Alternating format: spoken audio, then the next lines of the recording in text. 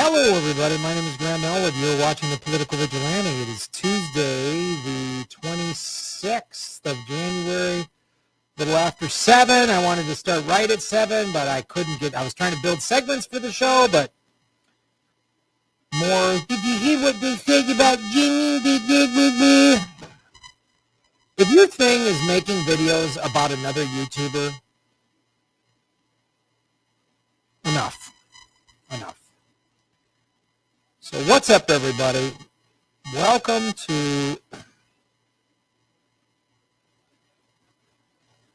some bad electro feedback. Is there a sound issue? Reconfigure your mic. Reconfigure your face. Maybe your face is the problem. Does everything think that's the issue? I think everything sounds fine. Sound is awful. All right. Why is the sound awful?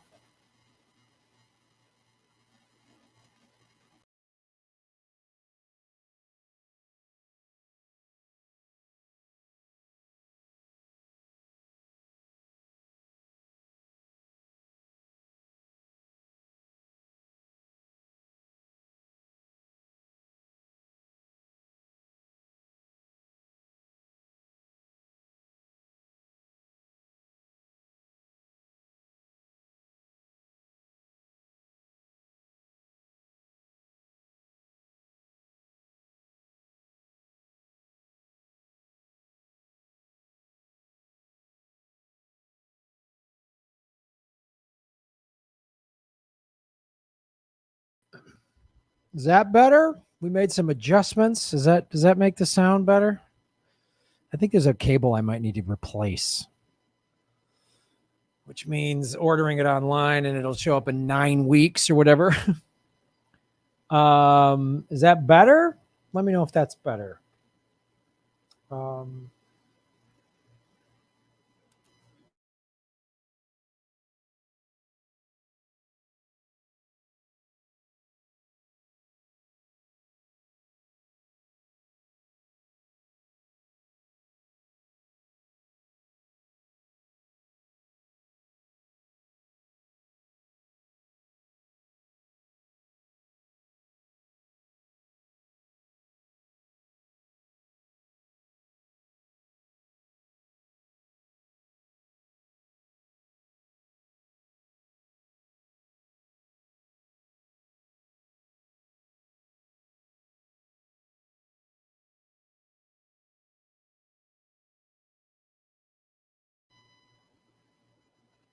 There, is that better? Now it's muted.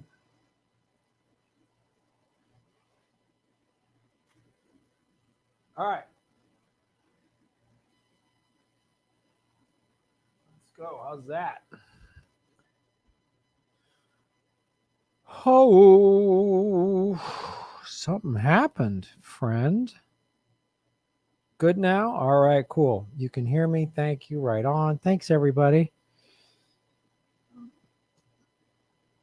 Oh, right on.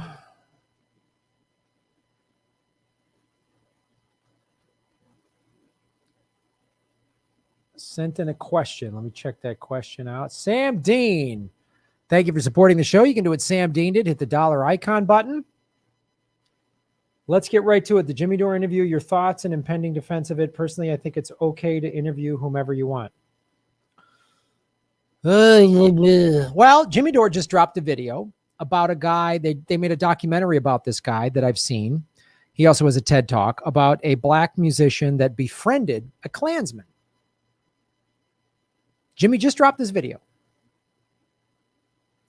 So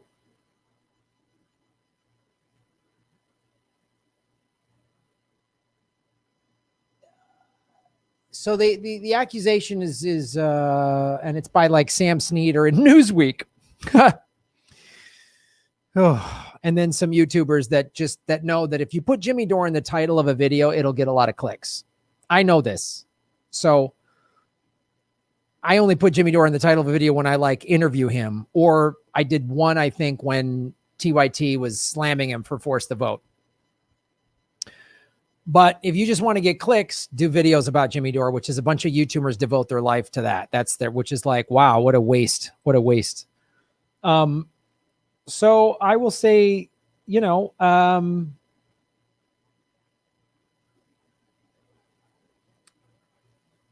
he interviewed a Boogaloo boy who said he's, and it blew Jimmy away. That he said, he's pro LGBTQ, he's pro Black Lives Matter. And okay, it looks like maybe the guy he interviewed might not be representing himself, and the Boogaloo boys have done a lot of awful things. Okay. But the fact that Jimmy's trying to find peace and that everyone, of course, attacks Jimmy, which is just such a stupid thing. And I'm so sick of having to like defend, like everyone's Graham, what about you? Like, I'm not the spokesman for the Jimmy Dore show. So I wanted to talk about Janet Yellen, but instead we're wasting our time talking about this bullshit. Because if a black guy who befriended a Klan member, and he gives this TED talk. I'll show you. I'll show you. We'll bring up the Jimmy videos, and I got to show Jimmy's video to explain this to everybody.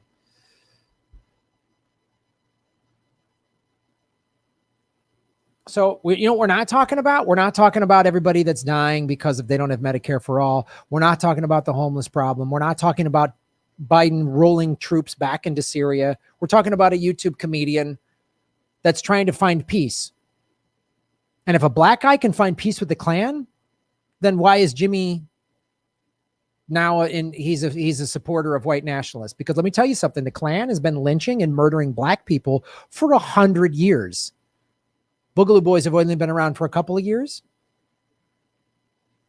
And yeah, Boogaloo boys are advocating for a civil war and all this stuff. What has the Klan been advocating for since their inception? In the late 1800s? What have they been advocating for? Murdering blacks and Jews and starting a white, a supreme white country or in white land or whatever the fuck their bullshit is. So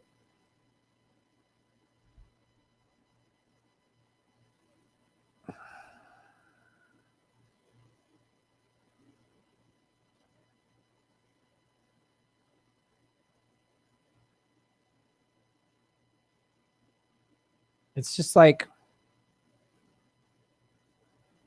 but if everybody wants civil war, if you don't want peace, you just want civil war with everybody. And yes, is there very clear historical cases to make the times the extreme left and the extreme right have tried to work together? It always goes bad. It turns into more thing, and the extreme right kills the extreme left or whatever. Sure, of course. But a black guy got a Klan member to realize the error of his ways and leave the Ku Klux Klan.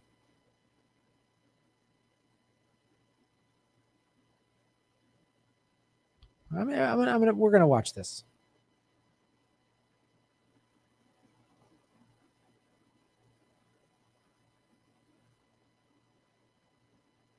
It's just like, so Jimmy should have done more research before he interviewed that guy. Yeah, whatever. Maybe. Okay. I mean, again, how come Newsweek isn't talking about all the money being spent on war while Americans can't even get a fucking stimulus check? How come Newsweek isn't talking about that? Instead, they're talking about any chance to attack Jimmy Dore, they go for it. And then dipshit fake progressives jump on board. So congratulations, you are doing the bidding of the intelligence community, has for years, for decades, been dividing the left. And this is a great way. Jimmy unifies people. Well, let's see if we can get people divided. So it's so preposterous. It's more division. It's just insane. Watch the video that Jimmy is playing that just dropped like 25, 30 minutes ago. It just dropped. You'll see this guy.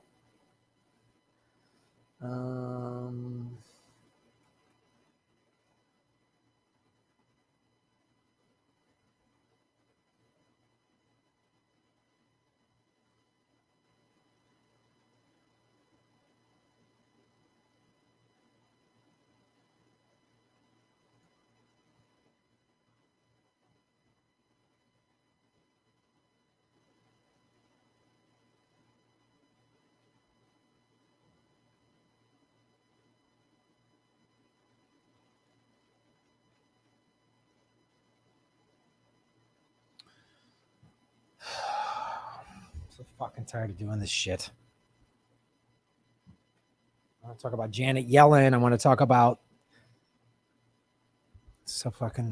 but I got to talk about Jimmy. I got to represent. I'm the spokesman for the Jimmy Dore show. Some video on YouTube, really another fucknut on YouTube said some stupid crap to get clicks because they put Jimmy Dore in the title. Wow, shocker. Wow, what did he do right before he dropped that Jimmy Dore video? Beat off into a sock in his mom's basement? Fucking shitheads. So fucking stupid. Don't call out the ruling class. Whatever you do, don't call out the people in power. Call out a YouTube comedian. Great use of time. This is why America is doomed, because so many people are so stupid on the right or the left. Doesn't matter. Stupid, crybaby, get mad about dumb crap.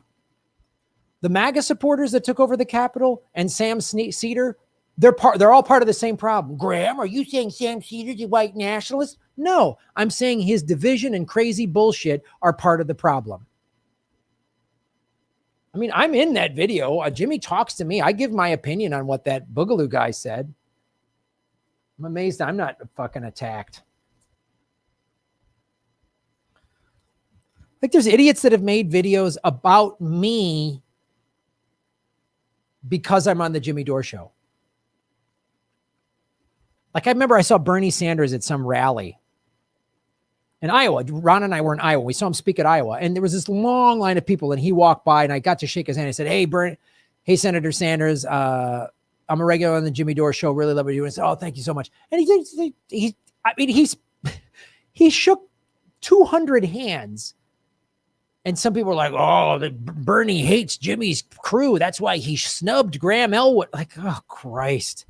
Like, that's what you're going to dedicate your life to? That's what you're going to dedicate your life to? How fucking sad.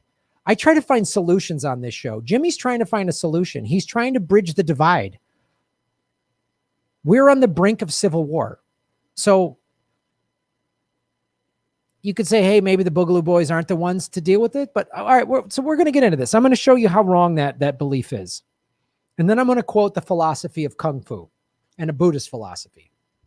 And if you don't like that, please go fuck yourself. Like, kindly fuck yourself. Hello, my name is Graham Elwood, and you are watching the Political Vigilante, making Gotham great again, which is a challenge because there's a lot of idiots. A lot of idiots out there. So, I was in a video where Jimmy, he had just finished talking to, he interviewed this Boogaloo boy, and then he had this guy, Jerry, who's a pro-union guy, about this strike of basically food workers in New York, who I think just actually won they got an extra $1 an hour. I think that settled yesterday afternoon or this morning or something like that. So everyone's being critical of Jimmy because the Boogaloo Boys, this guy that he interviewed was like, they're pro-LGBTQ, they're pro-Black Lives Matter. And Jimmy's like, wow, I didn't know that about the Boogaloo Boys. Maybe we should try to make peace with them. And then everyone's flipped out. Well, the Boogaloo Boys have committed violence. They've hurt people. They've killed people. They want to overthrow the government. They're a right-wing, fascist, or they're white nationalists or whatever. Okay. Jimmy should have done his research, this, that, and the other thing. Maybe those things are all fair. But how come? So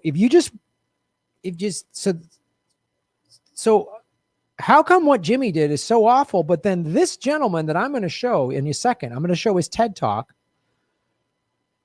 a black man became friends. Why is a black man attend KKK rallies? Daryl Davis, right? And they did a documentary about this guy.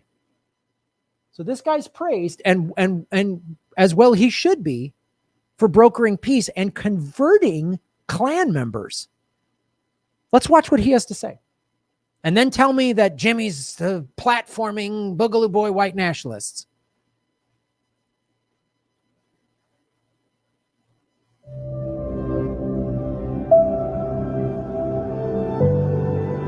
All right, come on.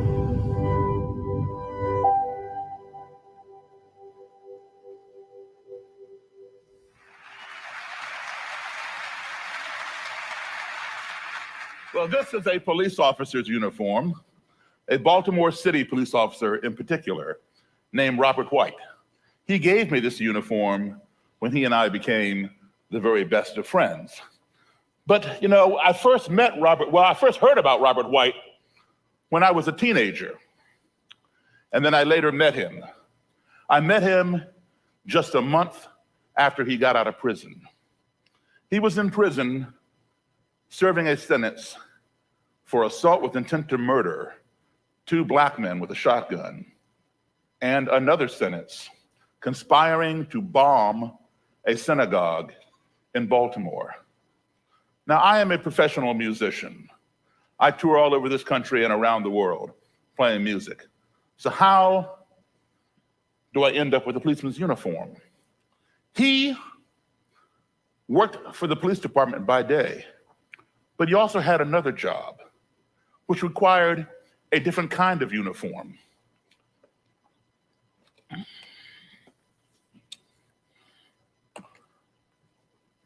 He was the Grand Dragon of the Ku Klux Klan. Cancel this guy. He's talking to Klan members. Cancel, cancel, cancel, cancel, cancel, cancel, cancel. That's how we're treating Jimmy Dore? And let me tell you something. This guy's got we're going to get into an amazing story. The Klan has been lynching and killing black people and blowing up churches for over 100 years. And he went and reached out to them. They have advocated for killing black people. This guy was in jail for attempting to murder. And we got to cancel Jimmy, and he's supporting white nationalists because he just found a Boogaloo Boy. And maybe this Boogaloo Boy was bullshitting him. Maybe he was misrepresenting, whatever. I'm not saying, yay, I support the Boogaloo Boys, but Jimmy was trying to find common ground and peace. So if you're going to cancel Jimmy Dore, then you need to cancel this black guy for talking to a Klan member. Okay? You hear me? Newsweek? Hey, Newsweek, you just put out that defamatory article on Jimmy Dore. Then you need to slam this guy. How dare this guy? He's reaching out. This guy's putting his life at risk talking to a Klan member that wants to kill black people. So once again, we find the hypocrisy of the bullshit left. Now, I would have more respect for people if they just said, I don't care. I don't want peace. I just want to go to war with them. I don't advocate for that. It's a horrible idea, but at least you're being honest. Don't get mad at Jimmy Dore because he actually is advocating for peace. Like this guy. The state of Maryland. This is his robe. Grand Dragon of the state of Maryland. When he conspired to bomb the synagogue and when he made plans to kill 2 black men with a shotgun. Plans to kill 2 black men with a shotgun and bomb a synagogue. Worse than the Boogaloo Boys. To understand why I have these items, let's take a little journey back in my life. I was born in Chicago in 1958. At the age of 10, in 1968, my parents had moved to Belmont, Massachusetts, a suburb of Boston. I was one of 2 black kids in the entire area, at least in the school. I joined the Cub Scouts at the age of 10 at the invitation of some of my white male friends. And we had a march from Lexington to Concord to commemorate the ride of Paul Revere. My den mother let me carry the American flag. And as I was marching as the only black scout in this parade, along with the Girl Scouts, Boy Scouts, Cub Scouts, and Brownies, I think 4-H Club was there and some other organizations. As I was marching down the street, somewhere along the parade route, I began getting hit with bottles, soda pop cans, rocks, and debris from the street by just a small group of white spectators mixed in with the all-white crowd on the sidewalk. This was the first time I ever experienced anything like this, and I did not understand. I thought perhaps those people did not like the Scouts. I did not realize I was the only Scout getting hit until my den mother and the other Scout leaders came rushing over and huddled over me with their bodies and escorted me out of the danger. They never explained why, even though I kept asking, why are they hitting me? Why are they hitting me? What had I done wrong?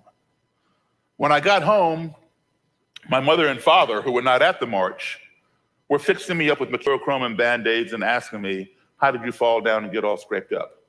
I told them I didn't fall down. I told them exactly what happened.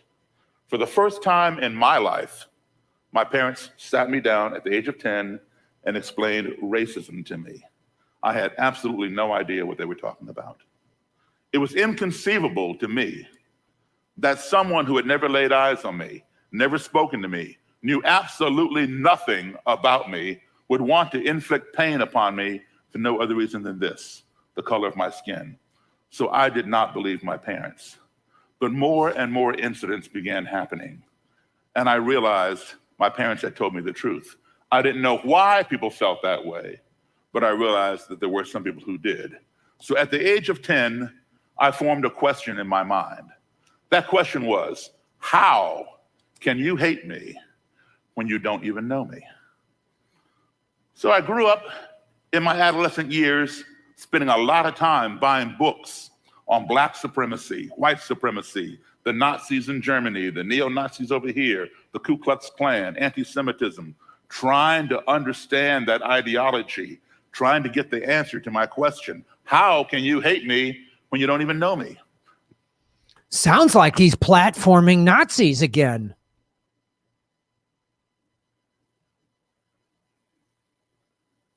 None of these books provided the answer. So then in my adult life, I thought, you know what? Who better to ask, how can you hate me when you don't even know me, than someone who would join an organization whose historical premise has been hating those who do not look like them and who do not believe as they believe. So I had my secretary who books my bands and all that kind of stuff. I said, listen, I want you to get a hold of this guy. His name is Roger Kelly. I acquired Mr. Kelly's phone number. Mr. Kelly is what's known as the Imperial Wizard. Bob White was a Grand Dragon, meaning state leader. Imperial Wizard is a national leader in the Ku Klux Klan. I was told, do not fool with Mr. Kelly, Daryl. He will kill you. But I had to have the answer to my question. I was hoping it wouldn't be the final answer if I met him. So I gave Mary his phone number and said, give him a call. Do not tell him that I'm Black, but see if he'll sit down and give your boss an interview. He wants to discuss the Ku Klux Klan. So she did. Mr. Kelly agreed. So we reserved a motel room. Mary and I got there early. Right on time, to the minute, there was a knock on the door. Mary hops up and runs around the corner, opens the door. In walks Mr. Kelly and his bodyguard. The bodyguard was armed with a sidearm right here on his hip. When they saw me, they just kind of like froze because they were expecting a white guy. And I stood up and went like this to show I had nothing in my hands. And I approached. I said, hi, Mr. Kelly, I'm Daryl Davis. He shook my hand. The bodyguard shook my hand. I said, come on and have a seat, have a seat. Mr. Kelly sat down. And the bodyguard stood at attention to his right. And we conversed, agreed on some things, disagreed on other things. But he let me know. He let me know that I was not his equal. I was inferior, he was superior. And this was justified and determined by the color of my skin. I wasn't there to fight him. I was there to learn from him. Where does this ideology come from? Because once you learn where it comes from, you can then try to figure out how to address it and see where it's going. So we continued conversing, maybe about a little over an hour. Again, why doesn't Newsweek or Sam Cedar, any of these people, why don't they address the economic reasons and sociological reasons that create the Proud Boys or the Boogaloo Boys? What created that environment so that you can help fix it and stop it and prevent it? Nope, you like Nazis. No, I'm going to overreact because I'm stupid. I like to overreact because I'm stupid. I'm on the internet. I'm stupid. I want to contract with NBC.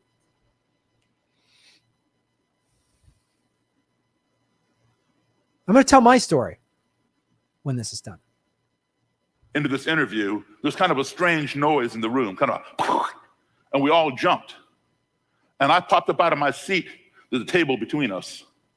And I was ready to come across that table and take down Mr. Kelly and the bodyguard, because I knew that Mr. Kelly had made that noise. I didn't know what that noise was. I could not discern it. And I kept hearing the voice of the person who gave me his phone number saying, "Daryl, do not fool with Roger Kelly. He will kill you." I did not want to die that day. But I knew that he made the noise, and I'm trying to think, what did I just do? What did I just say to cause him to make some kind of weird noise? And, you know, I'd gone into what you call survival mode. In survival mode, people will do one of three things. Some people, you know, when you fear for your life, some people will just tense up and start shaking, and you can be taking a hammer or a bat and hitting them on the head, and they will not even be deflecting the blows, just be like this. That is called paralysis by fear, and it is a real thing. The second thing people will do is they will try to run away as quickly as possible to put as much distance between the source of the fear and themselves. That is the best option, if you can do that. However, it was not an option for me, because you cannot outrun a bullet in a motel room. I was not armed, neither was my secretary. The only person I know for sure who was armed was the bodyguard. You can see his weapon right here. I did not know if Mr. Kelly had a weapon up under his jacket or not. He was wearing a dark blue suit and tie. The third option is do a preemptive strike to mitigate the danger. In other words, get them before they get you. So I was about to do that. And when I came up out of my seat, I was looking right into Mr. Kelly's eyes. I didn't say a word, but my eyes were speaking loud and clear. In fact, my eyes were shouting so loud he could hear my eyes. My eyes were saying to him, "What did you just do?" Well, Mr. Kelly's eyes had fixated upon mine, and his eyes were silently asking me the same question. Well, the bodyguard had his hand on his gun, looking back and forth between the Klan leader and me, like, what did either one of y'all just do? Well, Mary, she realized what happened. She had filled the hotel room ice bucket with ice and put some cans of soda in there to get them cold, to be hospitable, and offer Mr. Kelly a beverage. The ice had melted, and the cans came cascading down the ice. And then it made that same noise. And we all began laughing at how ignorant we all had been. Now, I won't say this was a learning moment, but it was definitely a teaching moment. And what was taught was this: all because some foreign, an underscore, highlight, circle the word foreign, entity of which we were ignorant, being the bucket of ice and cans of soda, entered into our little comfort zone via the noise that it made, we all became fearful and accusatory of one another. Thus, ignorance breeds fear. We fear those things we do not understand. If we do not keep that fear in check, that fear in turn will breed hatred, because we hate.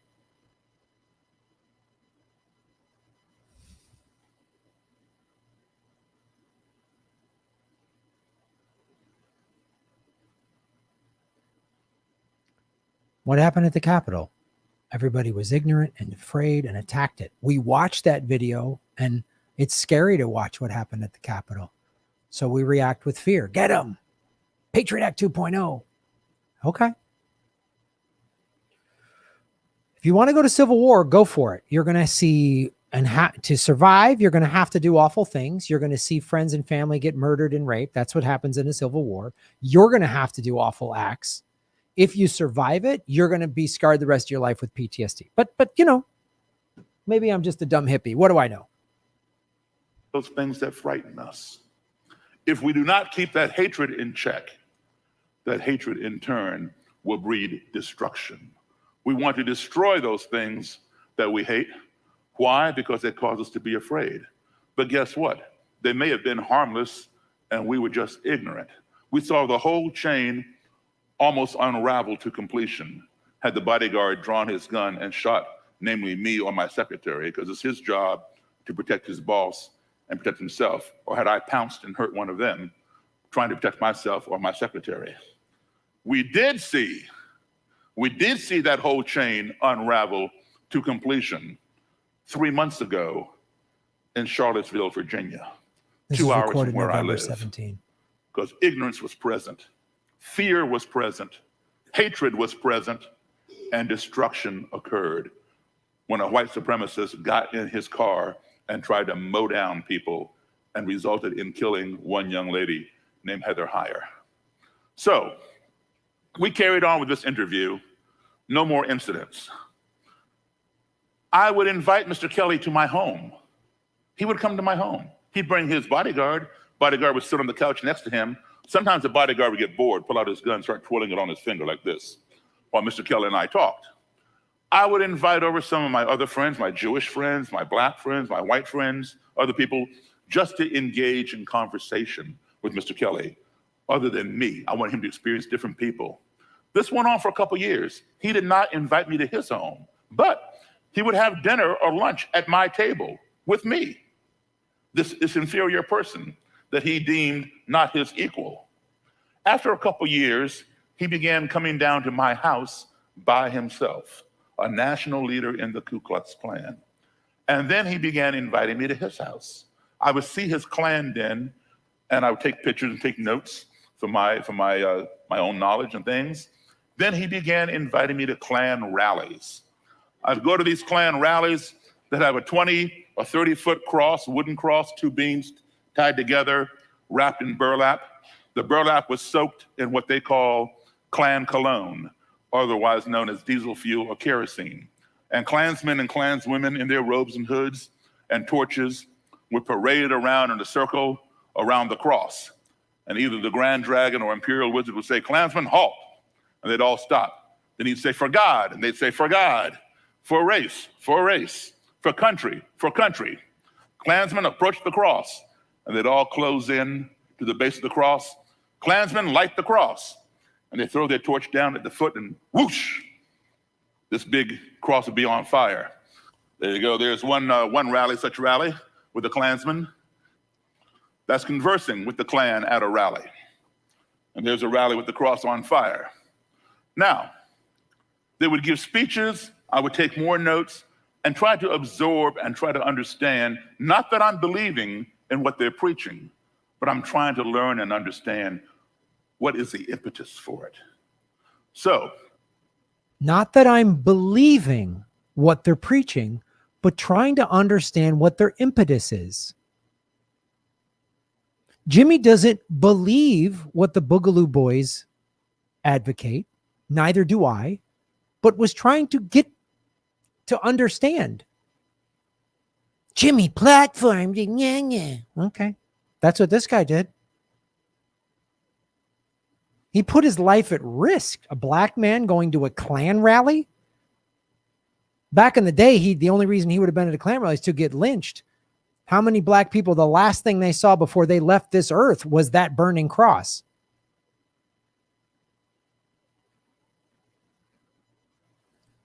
After a while, CNN got wind of this and wanted to do a story on me. They knew me as a musician. They knew who Mr. Kelly was as a Klan leader. So they followed me to a rally. First, they came to my gig on Friday night to show what I really do. And then Saturday morning, they followed me to a Klan rally 2 hours from my house. And they said to me, "Do you think Mr. Kelly will even talk to us?" I said, "I will do better than that. When this rally is over, I will get Mr. Kelly, the Imperial Wizard of the Klan, to come to my house and you can interview the Klan leader inside a black man's house." They said, "Oh, okay." So they filmed the rally. And when the rally was over, I spoke with Roger Kelly, told him what was going on, and he agreed. He drove without his bodyguard 2 hours out of his way, sat in my basement, and interviewed with CNN. And this clip was shown. So CNN just platformed the Klan. CNN just allowed a Klan guy on their network. They shouldn't allow a Klan guy on their network.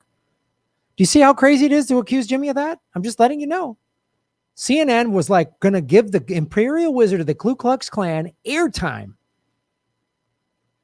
They should just not let the Klan on their network, right? If you're going to use that logic for Jimmy, then you have to use it for CNN and this gentleman. It sucks when I'm right and I kick you in the face with it, isn't it? Every hour for 24 hours all over the world. I want to show it to you right now, and I want you to pay particular attention to what Mr. Kelly says. He says that even though He and I would do different things together. It did not change his views on the Klan, because his views on the Klan had been cemented in his mind for years. Then he goes on to say how he believes in separation of the races, because he finds that to be in the best interests of all races. But listen to what he says about respect towards the end of the clip. Please show the clip. Davis is one of the few African Americans you will ever find attending a KKK rally. More than attending, he is welcome. I got more respect for that black man than I do you white niggers out there. It's been a tough day for the Klan. Their Maryland rally found many local residents rejecting the message of white separatism. After it's over, Darrell Davis hangs around backstage with his friend, Klan wizard Roger Kelly. It's not unusual for blacks and whites to be friends, but it is unusual to find a black man and a Klan leader chatting pleasantly over an orange soda after a Klan rally. The relationship started over a book Davis was writing. His secretary set up an interview with Roger Kelly, but didn't tell him Davis was black. They talked and talked some more. Davis learning about the Klan, Kelly learning about Davis. We get to know one another and we do different things. It hasn't changed my views about the Klan, because my views on the Klan's been pretty much cemented in my mind for years. Kelly and his Klan friends go to hear Davis and his band.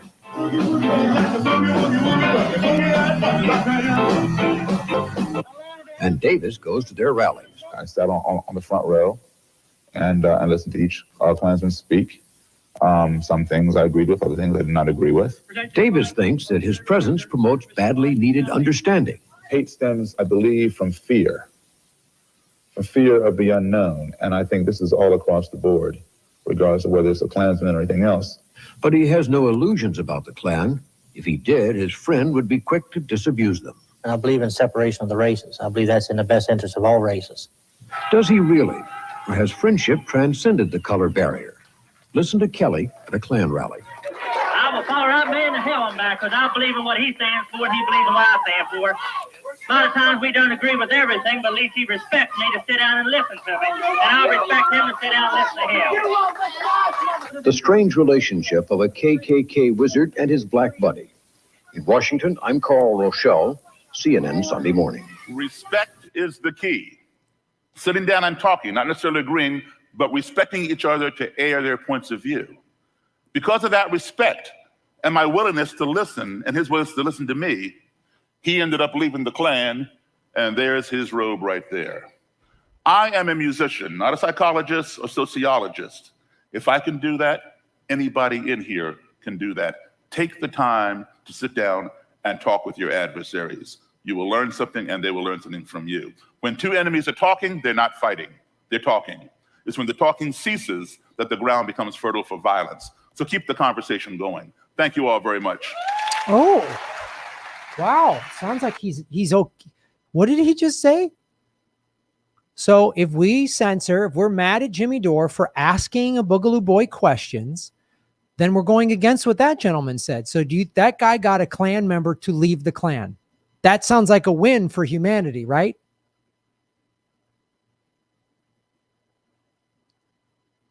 So if you've ever studied any martial arts, Kung Fu, the ultimate goal of Kung Fu is to make your enemy your friend.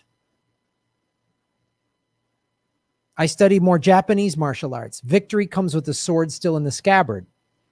Because if I draw my sword, both people, that's samurai code. If I draw my sword and you draw your sword, one or both of us is going to get severely injured. If we stop talking, that's when the violence starts. So you want Jimmy to stop talking so that what? So that what? I grew up with hippie parents in Madison, Wisconsin. Madison, Wisconsin is a pretty liberal hippie college town, but pretty white. And, we were taught, it's the 70s, no racism, none of that stuff. I remember I watched a World War II movie where they said the Japs, right? We got to go fight the Japs, was upset about the Japanese soldiers in this World War II movie. And I just repeated. I was a little kid, 7 years old or whatever, and I repeated it. And my parents were like, whoa. We don't say Japs. We don't say that. They came down on me hard just for repeating something I heard in a World War II movie on TV. So that's the home I was raised. And then I moved to Evanston, Illinois, right before my 12th birthday, which was in 1981. My junior high, so I started the 7th grade. 6th grade, I went to school in Cherokee Middle School in Madison, Wisconsin, almost all white. And in the 7th grade, I went to Choate Middle School, Choate Junior High, actually. Go Eagles, which was 60% black. And I got there, new kid from Wisconsin, didn't get this big city. You know, Evanston's a suburb of Chicago, but, you know, you're in this, it's still part, like, you feel like you're in this Chicago, a big city. And Evanston been integrated for a long time, since the late 1800s. But there was all the bullies at my junior high were black. All of them. And I got bullied pretty bad. And my parents said, don't never fight. My mom was like anti-war, no Vietnam, no fighting. We weren't allowed toy guns as a kid. And all of the bullies were black. All of them. And there was just a lot of, you know, fuck you, white boy. I was a white kid and I didn't understand the rules, and it was tough, man. It was hard. It was a hard adjustment. I didn't understand why these kids didn't like me. And then I heard all this racist stuff from black people, from white people. That was like really divided, you know? The Jews are this, and the whites are that, and the blacks are that, and the Latinos are, it was like, wow, man. And I remember then in the 8th grade, and I remember being like friends with some, like joking around with like some of the black guys in class. And then I'd see them out on the playground and they were hanging out with all the brothers, and they would act like they barely knew me because I didn't realize that it wasn't cool to say you're friends with a white kid, right? I didn't know that, which was really brutal. It was really a hard thing to deal with. It was just hard in general. My parents were divorced. It was just a hard thing to go through. That age sucks enough as it is. You add divorced parents, and then moving sucks. You leave all your friends, and then you throw in all these race things that I was like, what did I do? But I was seen as a kid with white privilege, which I had white privilege. I look back now and I realized, even though we were like middle-class white people, I had a lot of white privilege. And so there was just an immediate resentment of me. I remember even in the 8th grade, this beautiful girl who was in the 7th grade, black girl, liked me. And you know what kids do at that age, she let everybody know she liked me. And I was like, ooh. And then some of the black guys got really mad. One guy was like kind of my friend.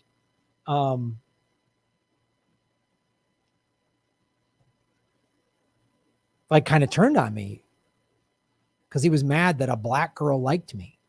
And I was so confusing. I didn't know what the fuck was going on. And this girl was beautiful. And she was like, I like Graham Elwood. And I was like, you know, I had no experience fooling around with nothing. I had no sex, no makeouts. I had nothing when it came to girls at that point in my life. I was like, awkward 13. And I was like, she said she liked me. And I mean, it was like, it caused a big deal. And I was confused. I remember like a guy picked on me in school. And so in the 8th grade, I started playing football. I started playing Pop Warner football. And that was the only way I sort of gained acceptance, because my parents were like, no fighting, no violence, never resolve your, it was all this hippie bullshit that's great in like an all white suburb. Like, just use your words. Like that doesn't, when someone's like, just like, what'd you say, white boy? Just like punching you. And you're like, just sitting there taking it. So I started playing football, and that's where I gained acceptance on the football field. You know,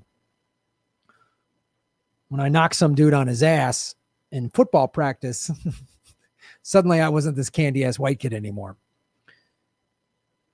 And that could have fostered a lot of anger and resentment. It could have made me a racist. It could have turned me into filled with hate. But as I got older and got through high school and was like on the football team, you know, my high school was 40% black. And I started to get kind of an idea of like, wow, how it was like uneven. The cops would treat my teammates differently than I would, my black teammates. As I've talked about on this show, Jacob Blake, who was shot 7 times in the back by the Kenosha police, his uncle, Justin, and I played football together, junior and senior year.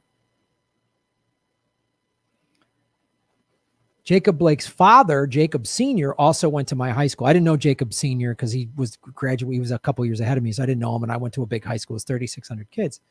But I started to get kind of an idea of the inequities. And when the Jacob Blake thing happened over the summer, it was just like, it just was like, man, I got nephews, but they're probably never going to be treated by the cops that way because they're white. But my point is, I could have had a lot of hatred and racism I could have gone down that road. And there were days I was like, fuck these black people. They're picking up. What the fuck did I do? I'm not some billionaire, rich white kid. There were rich white kids in Evanston. They lived in big homes on the lake. We didn't have that. We lived in a condo. It was nice, but we lived on the corner of Ridge and Howard. There was a gas station by me. It burnt down. We were off an alley. It wasn't some like hard inner city upbringing, but it wasn't rich. We certainly were not rich. My mom had a 1978 Ford Fairmont 3-speed stick shift station wagon. That was the car I got to drive when I got my driver's license. And before that, I was taking the city bus to school. And so I've been consumed with anger and hatred. Growing up, most of my abusers were women. I could have, when my girlfriend of 3.5 years ago or whatever, we had been together 2.5, when she started doing drugs and became violent and I had to get a restraining order, and then she was protected by women at this comedy club in LA. I could have then just hated women. I could have chosen hatred. But I also grew up watching Star Wars and seeing what the dark path was. And I didn't realize it at the time, but that movie is teaching Buddhism. And when I started studying martial arts and all this stuff and wanting to hear, and when I would talk to like my teammates that were black and they tell me what it's like, how they were treated by the cops and people. And they were like, oh, if I go into that neighborhood, the cops are going to follow me. Like, what are you talking about? They're like, it's a rich white neighborhood, man. We can't go in there unless we're with you. They'd say, we got to bring you with us. And I was like, huh? They're like, if you're with us, we won't get hassled. And I've told this story before too. I got busted by the cops a couple of times in high school for doing stupid high school shit, but it was a bunch of white kids and we got a slap on the wrist and we got white privilege. Had my black teammates been busted for doing the same crap, they would have been in jail. Who knows where their lives would have gone. So I saw it. And I realized there's such a lack of understanding between the white community and the black community. And I was lucky that I grew up in Evanston Evanston's not perfect by any stretch of the imagination, but everyone's together. And when I went to college in Arizona is a primarily white college with a fair percentage of Latinos because it's Arizona, but like 3% of the student body was maybe black at the most. I don't know what it is today. And I met people who had white people who had no understanding of black people, no understanding. And then I met black people who grew up in all black neighborhoods and they had no idea what white people were like. And I was like, wow. And I was like, so lucky that I grew up in Evanston. So I could have chosen hatred. I could have chosen those things. And sometimes I get mad and being afraid makes us get angry and makes us choose hate and violence. You watch what happened. I mean, I'd be lying if I said I didn't watch part of the stuff that was happening at the Capitol and think, fuck this. We got to go kill these Nazis. There's Nazis in the Capitol. We got to kill them. You know, my uncles fought Nazis in World War II. Fuck that. Like, get them. Because it's scary to watch this. And these people should be prosecuted who broke the law, but that guy said it. If a black man who had shit thrown at him as a 10-year-old Boy Scout because of the color of his skin, he should have been consumed with hatred and been like, fuck white people. And could you blame him? If after what happened when he was a Boy Scout, he went, fuck this, fuck these white people throwing shit at me. I'm a Boy Scout. I'm serving my community and my country. I should be revered. Why? If he can find peace, then I can, then you can. And shut the fuck up about Jimmy Dore interviewing a Boogaloo Boy. That means you don't want peace. He's not He's not saying, yay, the Boogaloo Boys. I'm glad they want to start a civil war and some of them are Nazi. Like, he's not saying that. He just wanted to talk to them. And maybe the guy in the interview was lying and bullshitting Jimmy and saying, oh, we're all pro-LGBT and pro-Black lives. Okay. But if you're more mad at Jimmy Dore for interviewing that guy than you are about the ruling class keeping us divided, the ruling class doesn't want a black guy getting a Klan member to join him. The ruling class doesn't want that. The ruling class doesn't want to get people together. The ruling class wants us all fighting with each other. The ruling class would love a civil war. They would love it. They're pushing it. The intelligence community is pushing it. We know this. I mean, Whitney Webb's talked about it. I've had people talk about it on this show. So if you don't want to find peace and you're more mad at Jimmy Dore interviewing that guy than you are about the fact that Americans are starving, that we don't have free health care, that 60,000 people die every year because they don't have health insurance. If you're not mad at that, if you're like, yeah, that's unfortunate, but Jimmy, if that's really where, then you're off. Your values are off. You're missing everything. You're missing the point of everything. If you can't watch a comedian YouTuber and go, I don't know if I agree with this, or I see what he's trying to do. He's trying to bridge the divide. He's trying to find solutions. Okay, general strike. Maybe we need a general strike. I understand a lot of people are like, Graham, I can't go on a general strike because I don't want to lose my job, my healthcare side of my job. Okay. What have you done today? If all you did was complain about a YouTube comedian today, you're not helping. What solution did you take today? I got this little YouTube show. We just crossed 75,000 subscribers, which is a big thing. We were stuck at 73,000 for months. I'm fighting Google, who does work with the CIA. That's why I'm getting I'm trying to find solutions. I try to find actions for people, organize a general strike, whatever. And if your energy is being spent on Jimmy Dore and shut the fuck up, get out of my way. Don't talk to me. Don't watch this show. Just go fucking complain about some bullshit because I want solutions.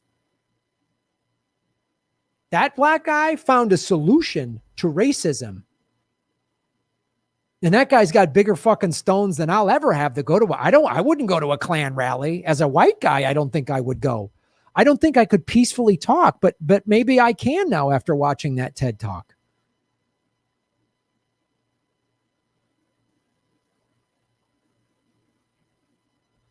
So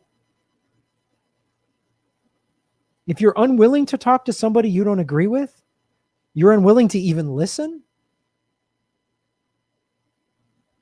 How are you any different than the MAGA people who stormed the Capitol who are unwilling to listen to the results of the election? How are you any different? Explain to me how you're different. Like that Klans member, I'm the master race. I'm superior to black people. Oh, I'm a college educated liberal, so I'm superior to the, no college degree having working white class person. I'm superior to you because I have a degree and you don't. I'm superior to you because I read big books by Noam Chomsky and Chris Hedges. I'm superior to you. Does that sound right? Does that sound right? And if you're on YouTube and you're making videos about other YouTubers rather than calling out the ruling class, calling out the billionaires, you are truly wasting your own and everybody else's time. That's why I have an Epstein playlist. That's why I talk about cryptocurrency, because it's something that actually can empower regular people. That's why I try to do at least one environmental video a week. And I try to find solutions to the fact that we are in climate collapse. Yelling at a Jimmy Dore video is not going to reverse climate collapse. But putting Jimmy Dore in the title of a video gets you clicks. I know that firsthand. So come at me with solutions, or kindly, with all due respect, shut the fuck up. And please go fuck yourself. Like, take your fist and jam it in your ass. If you're a guy, if you're a woman, punch your own, fuck your vagina, like boom, fuck yourself. Okay? Sorry for using bad words, kids, but Uncle Graham's a little fed up with people wasting his time because Jimmy said this or that. Call me with a fucking solution.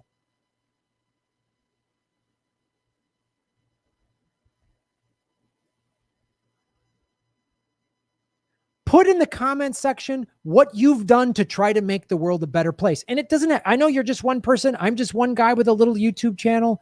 Jimmy's one guy with a bigger YouTube channel, but he does. I mean, Joe Rogan has 10 million. Jimmy has got 800. Like we're all just trying to get something. We're all trying to find solutions.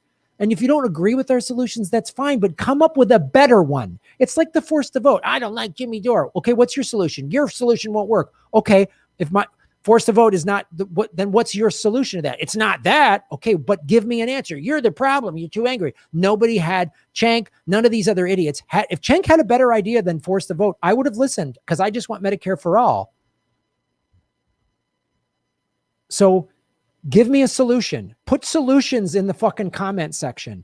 Put solutions in the live chat. If you don't have those and all you've got are complaints, then shut the fuck up. Seriously.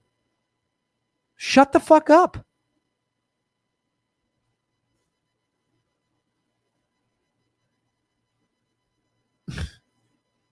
Because if America just is going to do this, we're trying to avoid a civil war.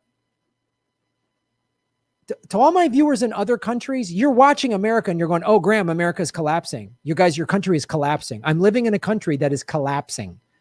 The empire's collapsing. We are on the brink of full-blown civil war. So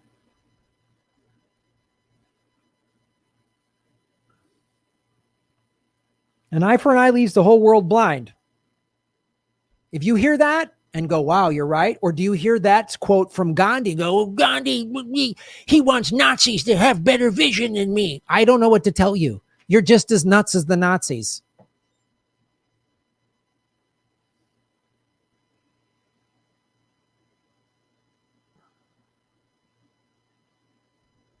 Thanks for watching, everybody. I hope you got something out of this. If you say negative shit in the comment section, it's because you're a dipshit who doesn't have any solution for anything. You're part of the problem. So maybe America does need to go under because the human race is so fucking stupid. I don't know. Give me a solution. I'll listen to it. If you got a better one than I got, I'm all ears. I'm all ears.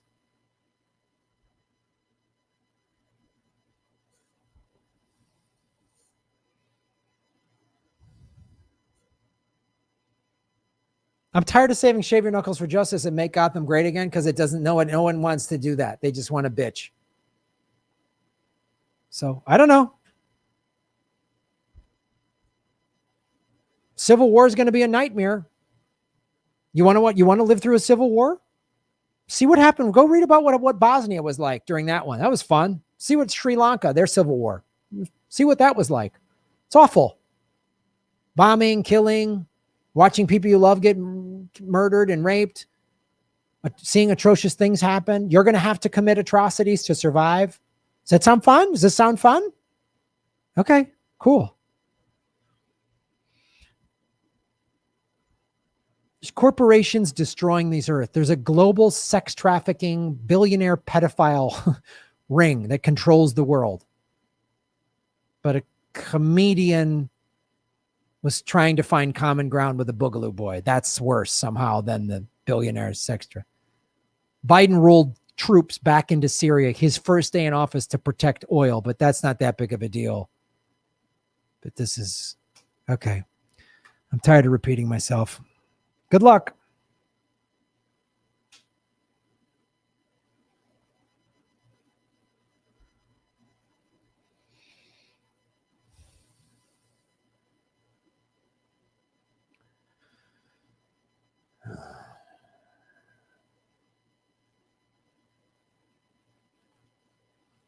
Sharif Snug, Shave Your Knuckles Forever. Thanks, dude.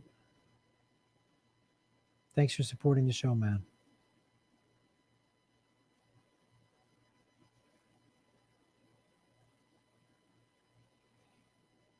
Open dialogue is a start. So you like Nazis? Every time somebody says something peaceful in this, I just want you to hear that crate and just like, what? That's the reaction.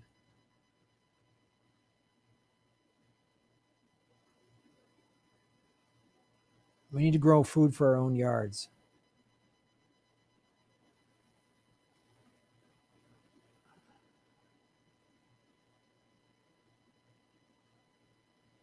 You're supposed to be a comedian, Graham, but every time I watch your show, I get depressed. You think I want to do this? I'll be honest with you. I wish I was literally just fucking hosting game shows and surfing. Like I don't want, this is like brutal to be living in a country that's collapsing. I've been doing this show for 4 years,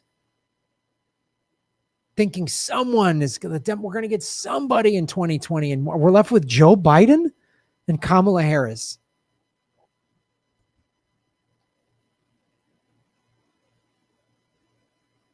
Remember the film The Pianist? Yeah.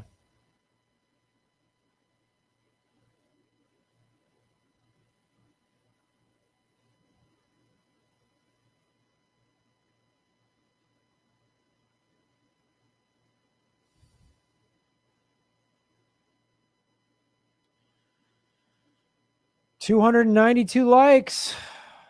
Hit the like button or don't. Who gives a fuck, right? Whatever. You want me to be funny? I'll just make funny noises.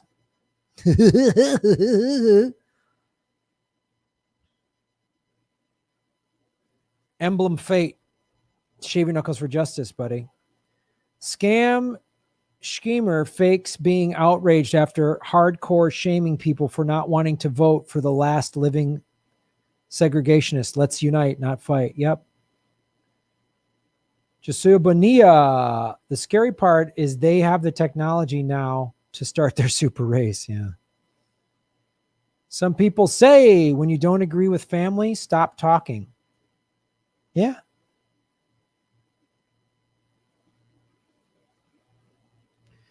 David, hey Graham, do community posts with polls and comment on them. It exploits the YouTube algorithm and will increase your exposure. Get those followers up. Okay.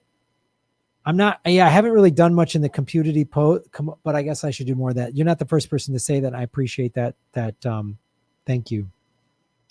Master of the Macabre, you may have already covered this. Twitter is being sued for failure to remove CP. Everybody loves Twitter dumpster fire before it's too late. Everybody leave Twitter dumpster fire. Yeah, all the more reason to do Panquake. I think I'm going to get Susie Dawson on the show to explain it some more. But it's pretty awesome, and we're running out of time.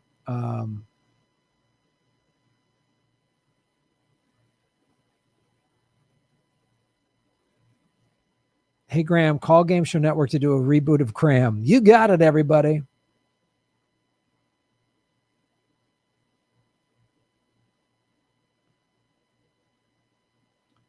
David, keep it up. Thank you, David. Sharif Snugs, boom. Graham, do you think Americans are headed for a nomadic lifestyle, living in vans, hotels, living off, subletting, Airbnb, renting, etc.? God, I wish I could put that up there.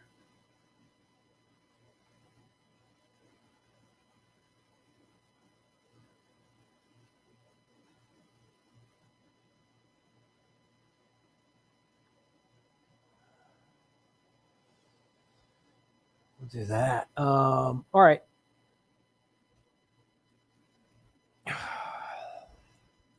Hello, everybody. My name is Graham Elwood, and you are watching the Political Vigilante. Oh, let's do this. Let's put the graphics up there. Let's just get them up there. Hello, everybody. My name is Graham Elwood, and you are watching what? There it is, the Political Vigilante. And I just want to answer this question that was asked in the live chat by Sharif Snugs of, do you think Americans are going to become nomadic, living in vans, subletting, Airbnb, all that stuff? Yeah, I think that's going to happen. I think that already is happening. It's a really good question. I mean, since the pandemic hit, we've seen all the major cities in America have had people leaving. And this is like because obviously when it first hit, it really hit big cities hard. New York being the first, and New York and Boston, the East Coast got hit really hard because everybody living together. We know that spreads quicker. People in elevators. It didn't affect Los Angeles initially at first because Los Angeles is more of a spread out city, but eventually it did, man.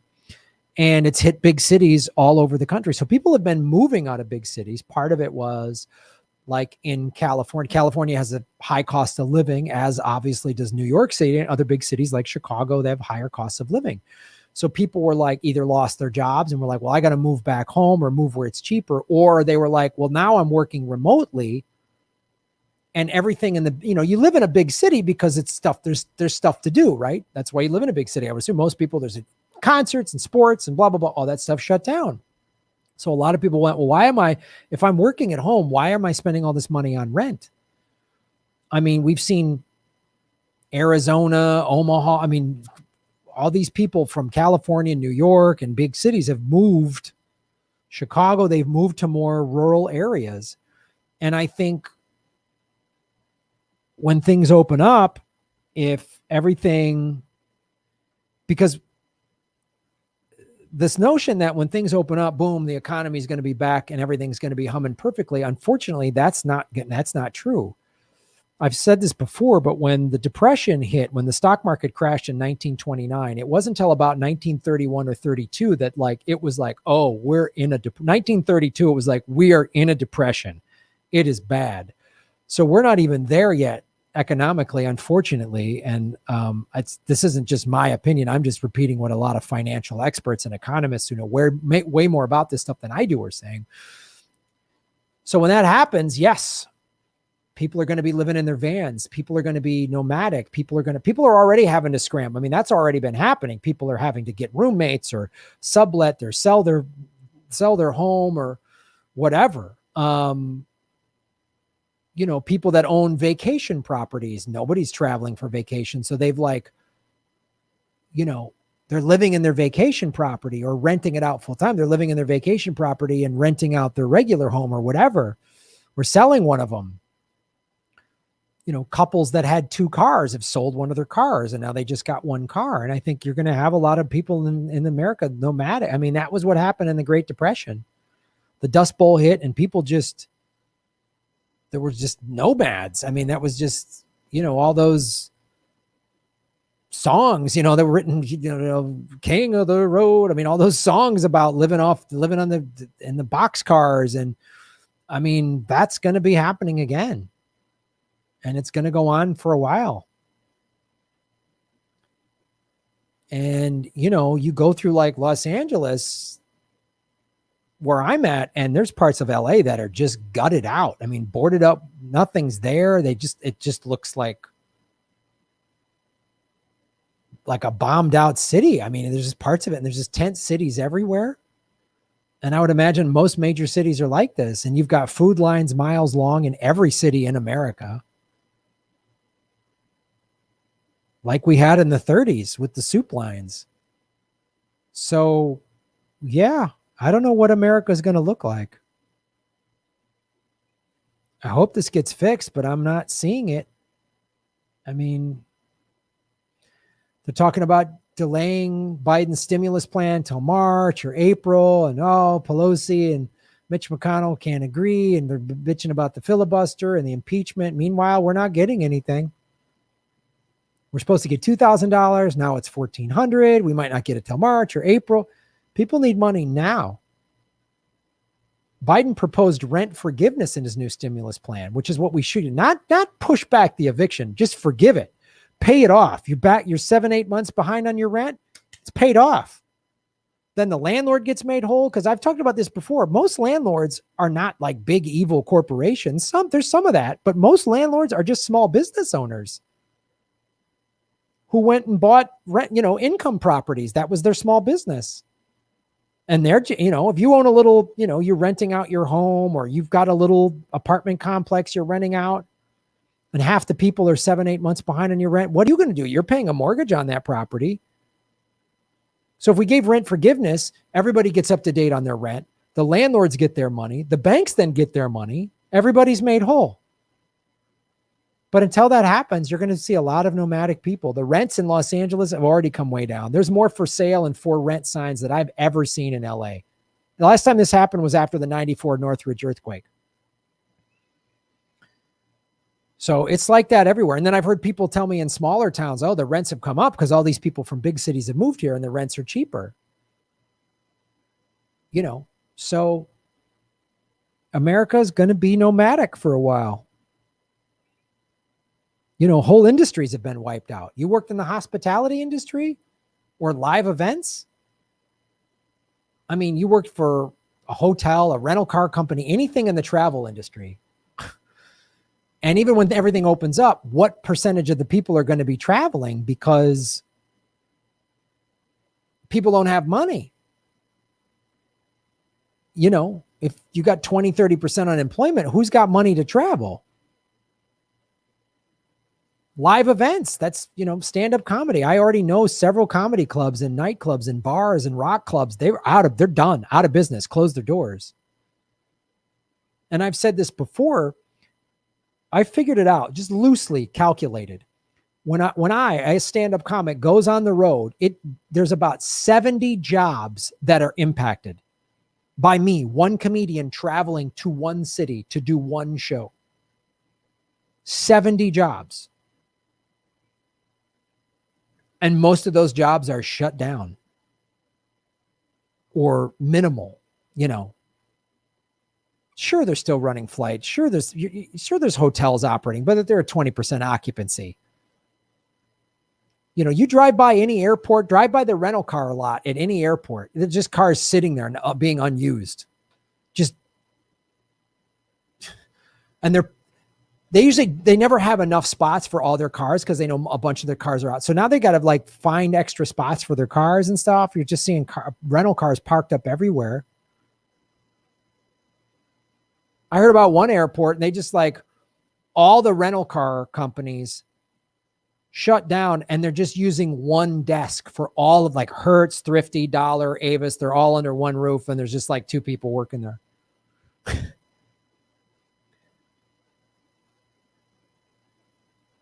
So we're going to see what happens if America's going to be nomadic or not. So we're going to really when that happens, we're going to really have to learn how to work together and take care of each other because our government doesn't care about us. And this notion that, you know, like I hear Republicans talk, oh, these Democratic governors, that's why it's so bad. Oh, give me a break. Yes, the Democrats are shitheads in all these blue states, and so are the Republicans. Both parties do not care about you. Trump didn't give a shit. Biden doesn't either. He's pretending like he does. And we'll see if he passes anything, but everyone's like, oh, chill out. Give him time. Give him time. COVID is still going. People don't have money. We need help now, today. We needed help 6 months ago. So we'll see what happens. But yeah, people are going to be living in their cars. People are going to have 3 roommates and crashing on couches and Airbnb any extra space they got. Everyone's going to have to do that. So try to help each other out. Or just sit around and blame everybody and blame that group and this group and fight and let the ruling class make billions of dollars while we all fight with each other because that's what the ruling class wants. I don't know. It's up to you, man. Shave your knuckles for justice. Boom.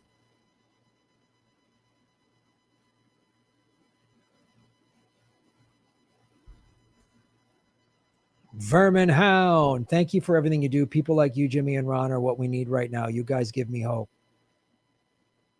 I'm trying. It's like fucking pulling a bag of rock salt up a hill in the rain.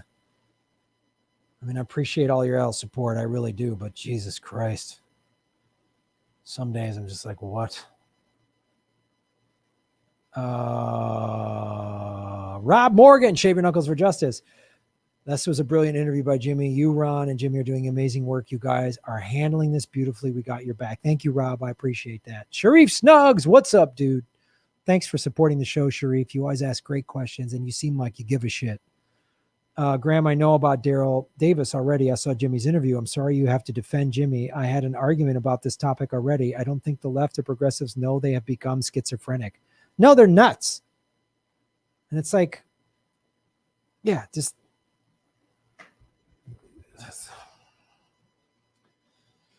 Jimmy wants solutions, man. That's what Force the Vote was about. That's what a general strike is pushing. That's why he's like in favor of unions and talking about Chris Smalls and this strike and that and getting behind people and $15 an hour. It's what we all want. But then the left just willfully loves getting divided. They're suckers.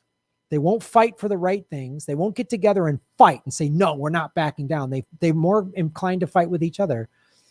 So I don't know. I don't know what to do, man. Slippery 22.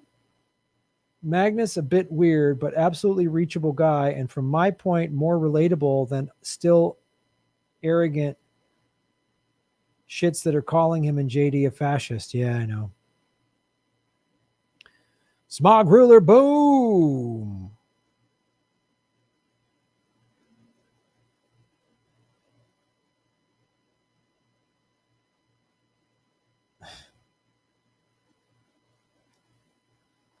Graham, your whole segment was cut off YouTube. I'm done with YouTube. This is 1984 Truth Commissioner.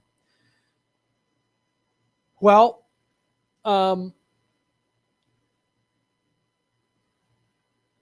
this is simulcasting on Rockfin. So this entire live stream, if YouTube pulled it, it's all will be archived on Rockfin. As if you're a Rockfin premium member, maybe I'll make it free. Maybe I'll just keep this one free. It's fucking course. It's getting censored. It's just unbelievable. I can't.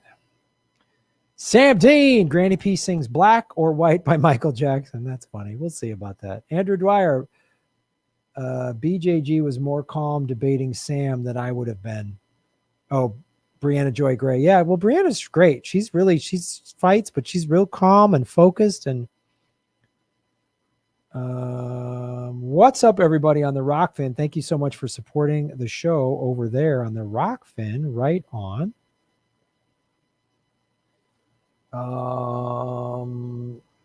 Nicole, Independent Left News, Ty G. Sorry, Miss Kelly. I have every right to defend my making physical. Pushed everyone over to Rockfin when it got cut out. Thanks for that. There's some tips in here I want to read because it's one thing you can do on on Rockfin is you can tip, which is a cool way to support the show. Somebody got mad at me like, Graham, you charge money. You're not very socialist. You're allowed to make money as a socialist. Like, how am I supposed to pay for all this shit? Fucking God. It's like, Jesus.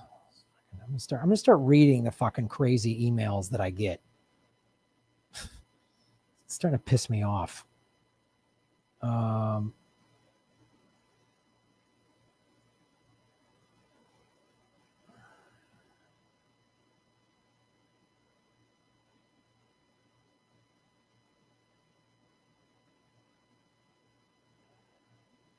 it.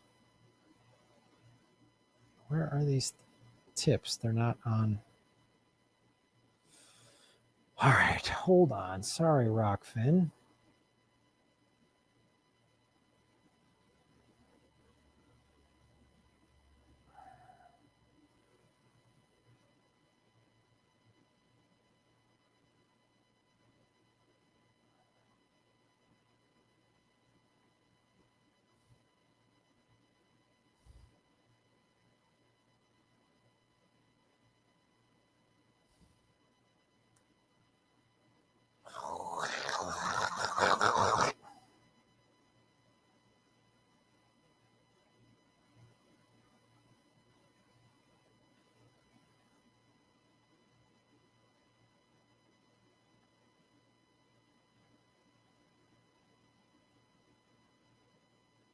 I'm sorry, I lost the page where all of the fucking tips are listed on Rockfin. God damn it.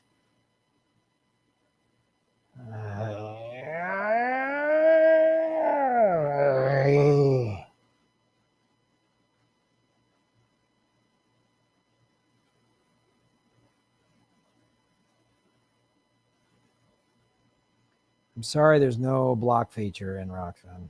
So if somebody's saying some crazy shit, there's really not much I can do about it.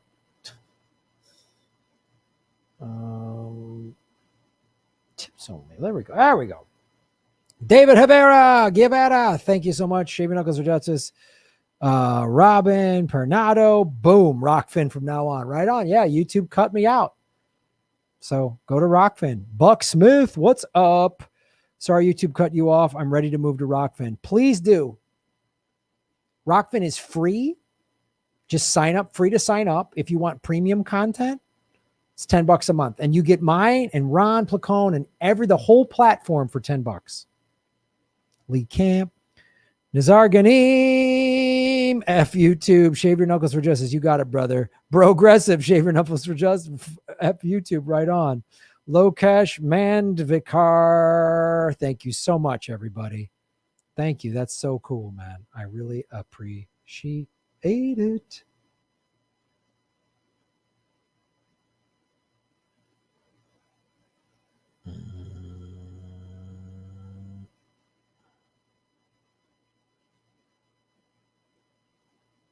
Shave Your Knuckles forever, right on.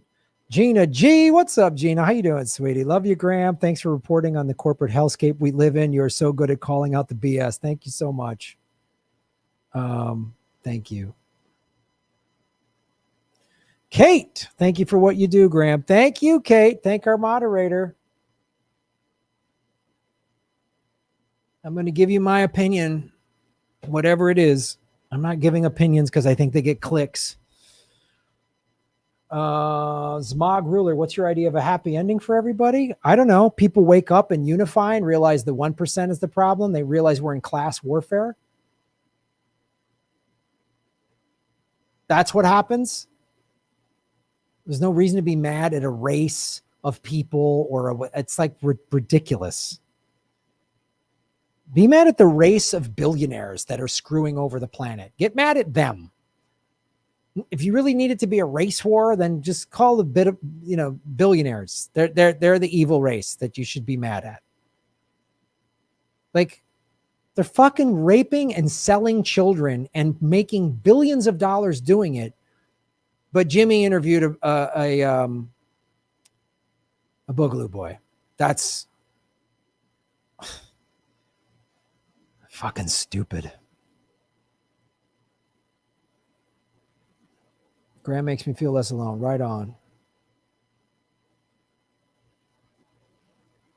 Have your psychic friend on again. Oh, I love Karen Rontowski. Yeah, my stream was taken down for a while. God. Such bullshit. I can't stop giving it an F. It's eating me alive. I know, Adam. I know. I know, brother. I know. What do they say a cynic is? Just a disillusioned optimist?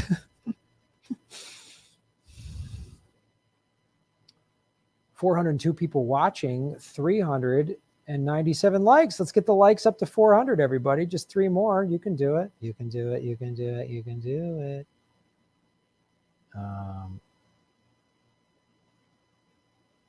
Just came from watching your recent appearance on the Jimmy Dore Show. Right on. I wish I could just check out mentally, but I can't. I know how you feel. I know how you feel. Defund the empire. Boom. You got a Bitcoin Lightning node yet, Graham? I'm not sure what that is yet. I have a cold wallet. Is that what a Lightning node is yet?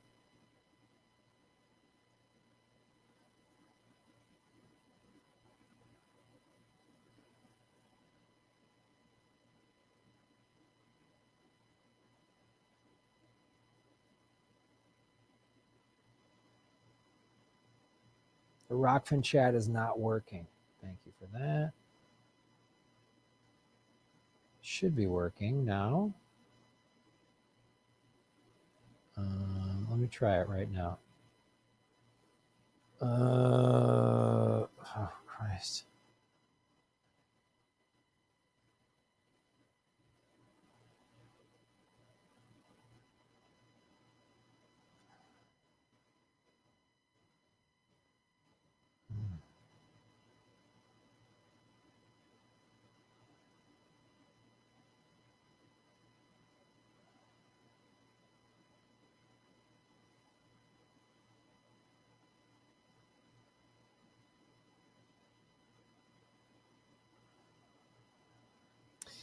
Yeah, I've talked to Rockfin about a block feature because you start insulting people even in the Rockfin chat and threatening or whatever. I haven't read the whole thing. All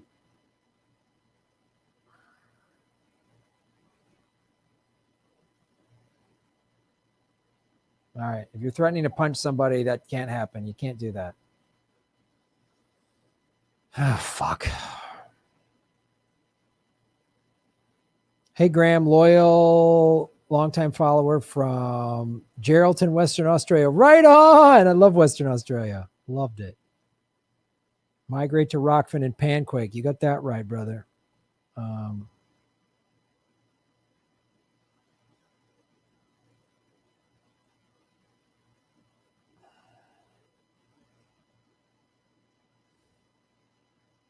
How do we send Grandma a hug? God, that's really nice. Thank you for all that.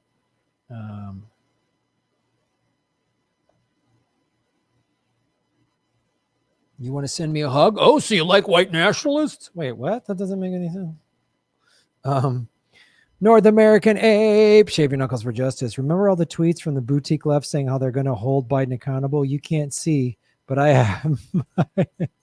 I'm so shocked faced on. Yeah, I know. Sign up for Rockfin. They don't cut my live streams out because I'm, give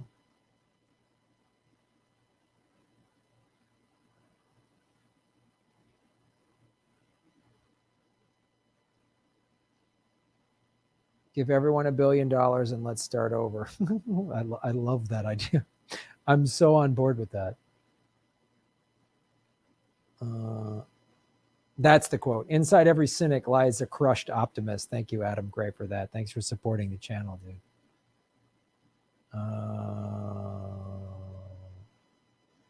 Nico Moltaloa, what's up? How you doing?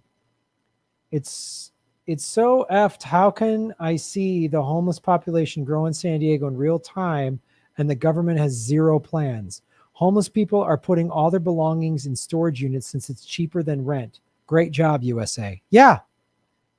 But let's yell at Jimmy Dore. Let's get mad at a YouTube guy. I mean, I know with the homeless thing and the storage units, that's bad. But really, can you believe what Jimmy Dore said? And now he lives in a nice home? Because real estate in California is really expensive and he's been smart with his money after going bankrupt because of medical expenses. Jimmy, you're a grifter. Go fuck yourself. Fucking crybaby assholes. Why can't those dumb fuck neoliberals, why can't they live in a fucking shoebox? See how they like it. Fred Hampton's ghost. What's up, dude? The only real forces of change in this country and around the world is the politically organized and mobilized working class, strikes, unionization, and mass workers' party. Yeah, that's absolutely correct. Great sentiment. Great sentiment. Boo, boo, boo, boo, boo, boo, boo, boo, boo, boo. Diverse TV. General strike is easy to get behind once you admit and accept that the government and rich are deliberately killing us. That is their climate change plan. Yep.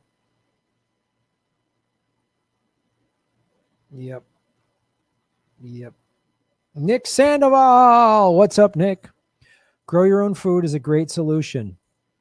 Oh, so you hate grocery store workers? You want to murder grocery store workers? Is that what you're saying? I'm just going to have a ridiculous response to any nice, really calm solution. I'm just going to flip out with some bullshit just to show how dumb it is. No, grow your own food is a great solution. Yes, it is. I'm a huge advocate of that. If I had a backyard, I would grow it. Solution: mass movement to garden, boycott a season of industrial agriculture that uses slave labor. Thanks, Graham. Great solution. Thank you for giving us a solution. Why didn't you waste your money and super chat on just a whiny, bitchy, fucking crybaby bag of nonsense? Why are you giving solutions that we can all get behind? Whoa, what's your problem? You must like Nazis like Jimmy Dore. He's a slave to big soil. Yeah, it looks like Nick's been sold out. Ooh, the organic farming mafia has got a hold of Nick's brain. Whoa, Nick. He's been propagandized.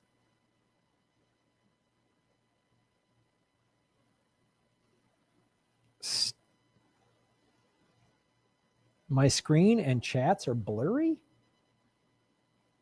My chats are blurry? Is anybody else having this problem? I'm not seeing this. How,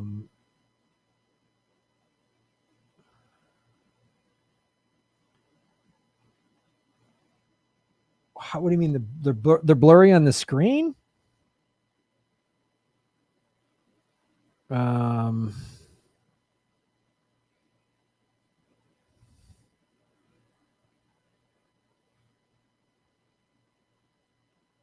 Everyone in the chat is saying it looks good to them. Okay. Right. Talking with the technical support team at Political Vigilante Industries, a multinational, massive group of people. I have a staff of probably 8,000 people that make this show happen, 2,000 people each to work on my vegan guns. Everything's okay. All right. So it looks like Kate was just having an issue. All right. Spectrum 86, what's up? You're making Gotham great again. 40 years we went from an industrial economy to a financialized, privatized. We pay too much for housing, too much for healthcare, too much in taxes. Oh, whatever. Sounds like Stalin over here wants us to all wait in bread lines. Isn't capitalism so great? What's your problem with capitalism? It's ruining everything. It's killing all of us. That's my problem. Kaiser, Jose, why aren't more lefties pushing movement for a people's party like Kyle? I don't know. I don't know Kyle personally. Ask Kyle why the fuck he still gives a shit about Justice Democrats. Kyle, I don't know you personally. You seem like a really smart, reasonable guy. I've watched numerous videos of yours that I agree with. You've been doing your show way longer than mine. You seem to really know what you're talking about. Why the fuck do you care? Abandon Justice Democrats and get on with the People's Party. Just check your ego. We all make mistakes. We've all lost. We've all gotten behind something that we thought and just abandon it. Abandon Justice Democrats and get with the People's Party. It's really not hard, dude. You seem like a good guy. Come on this show. This is not an attack. You created something with noble intentions. It's not going to work. It's not working. It doesn't work.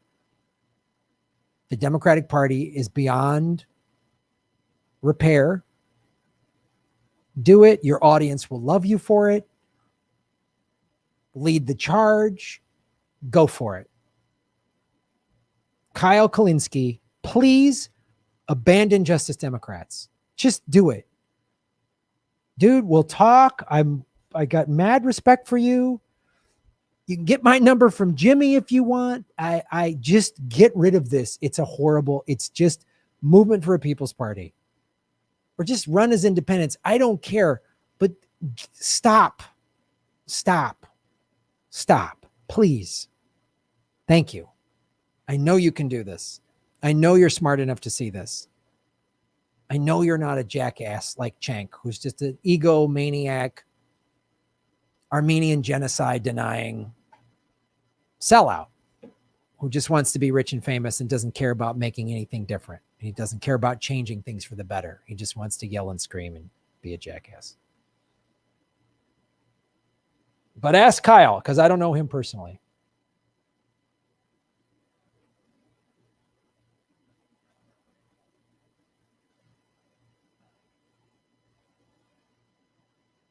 Kalinsky says third parties will mount to nothing. We'll see there. Yeah, he's wrong. Then go pressure Kyle. Just go to his chats and say, Kyle, love your work. Really appreciate what you're doing. But Justice Democrats failed. It's okay. Get rid of it. I'll be nice and respectful.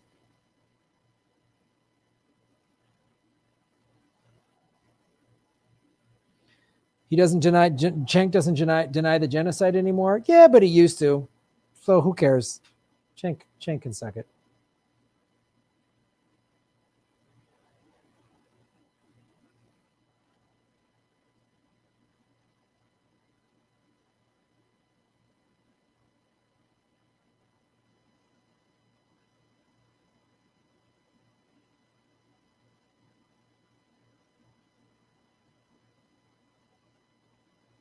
Yeah, like Kyle, I think still wants to be Like he had access to AOC and those people. They don't call him anymore. So he still wants that like access to the Democrat. I mean, sure, I'd love to get AOC on this show, but she's never going to come on the show. Yeah, I don't care. I mean, I'd love to have Nina on this show, but I'm sure her and her people know that the first question I'm going to ask is, are you going to leave the Democratic Party if you win because they're so corrupt? And if she says, well, we needed this party and work from it, I'm going to just go, come on, Nina. Come on, dude. Come on. Like, I don't care if I have access to high-level Democrats. I don't care. They want to come on this show, fine, but I don't care. I do this show. I worked in show business. I did a movie podcast where if we got a big name, if I could get Patton Oswalt on the show, then we'll get more clicks and views. If we can, I don't care. I don't give a shit. I do this show for me, man. So I don't care.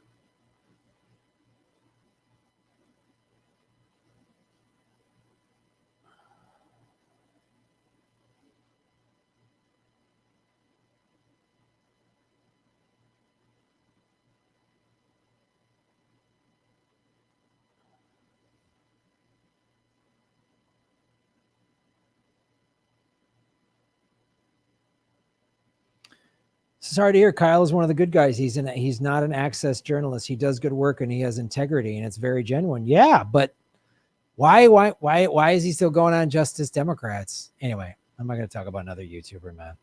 Have you heard from John Fetterman? He is a progressive that is similar to Jesse Ventura. No, I'm not saying Kyle's a bad guy. I don't know him personally. I like his work. I got mad respect for him.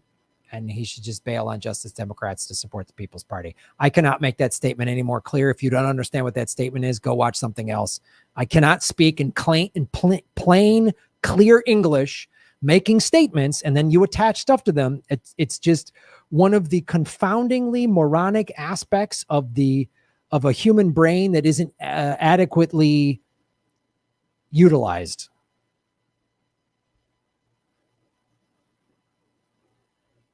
Kyle says third party will take decades to succeed. Somebody ought to give Kyle Kulinski a history lesson on the Republican Party and the Whigs. They should do that.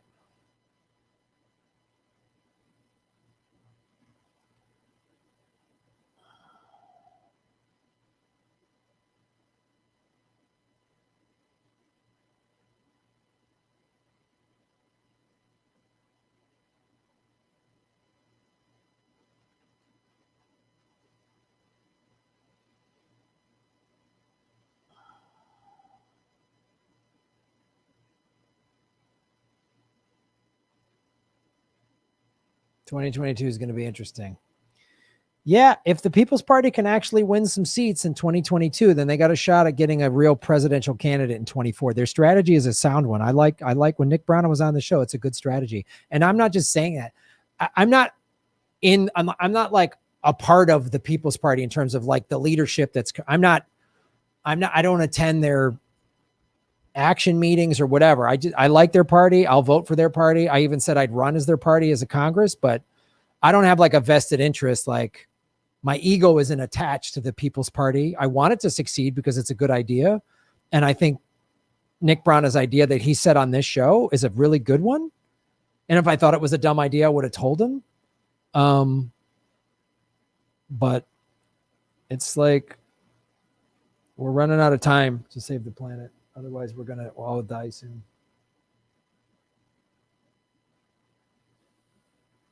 Sam Dean, I know this is a sensitive topic, but how do you personally feel about the idea that you're some kind of door apologist? A clown shoe to Jimmy made?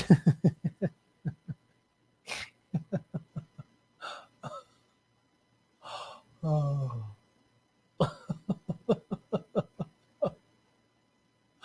Oh, that's funny. Thanks, Sam. I have a post for you to look at. That sounds like something somebody creepy would say right before they like whip their dick out in a parking lot. I got a post for you to look at. Zip, weirdo. What? No yelling segment. Truth to tweet. Didn't have time to put it together.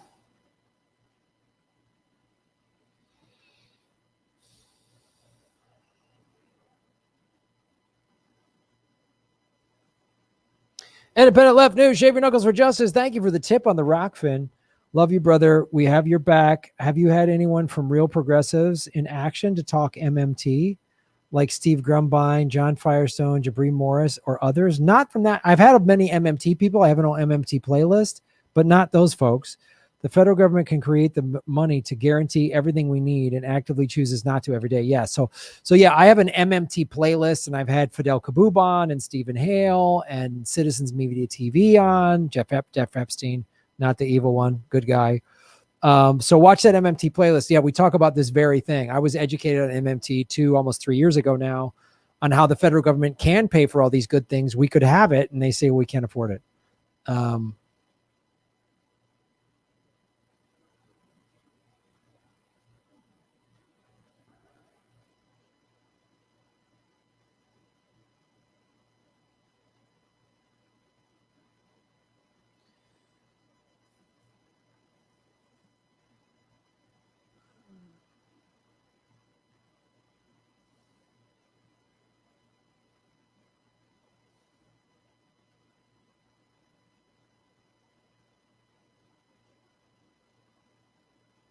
Trevin Pinto, thank you for the tip on the rock fan. Boom, boom, boom, boom. Thank you for working so hard for the people on the planet. I'm trying, my friend. I'm trying my best. But you're running out of patience. 479. 479 likes.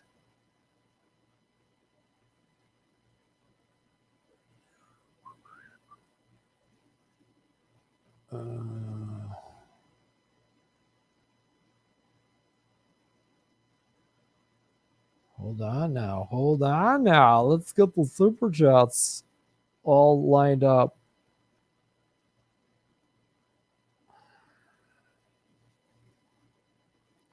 Gene Scheid, I would love to see the Parks Department create community gardens food forests, especially in food deserts. What a great idea.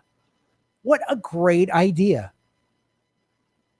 Yes, God, what a great idea. Community gardens in food deserts, where there's food deserts. What a great idea. And then you could have like gardening classes, teach people how to do it. What a great idea. Oh my God, but how are we going to pay for it? I don't know, maybe take some of the money from the 40 up-armored vehicles that got sent into Syria to guard oil fields. Is that the place we could find some of that money?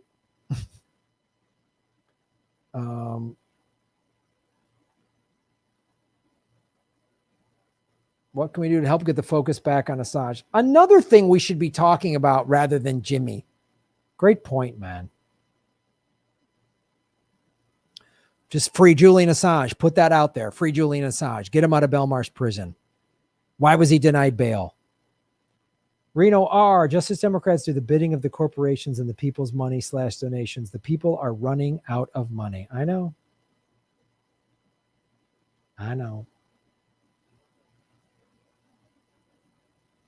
Got to pay off that Hummer bill from the kids, I guess.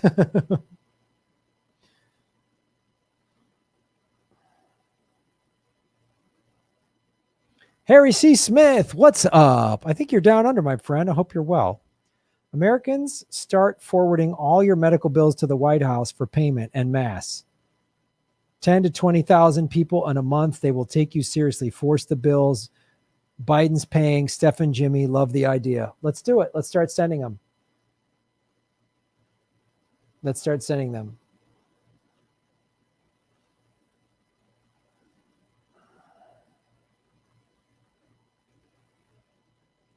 Swamp Donkey 420. Boom, boom, boom. Do you think there will be any consequences for members of Congress who supported the diet coup? Might be. It'll be interesting to see what happens. They might get arrested. I mean, there's if there's evidence too that they're starting to come out, and we'll see how this is, how valid the evidence is, and once it's out, if they use it or not. Like I've heard that there was some radio coordination between some cops and Trumpers and revolutionaries and people in Congress. Like if that's, I just heard about that. I don't know if that's true or not, but if they investigate and come up that that's true, then that's collusion. That's sedition. That's treason. That's like one of the big ones that the federal government can charge you with. They killed the Rosenbergs. I think it was their last name in the 40s or 50s for that. So the Permaculture Manual by Bill Mollison is a free download online. Thank you for sharing that. Everybody download that. Good to know. Sharing people information.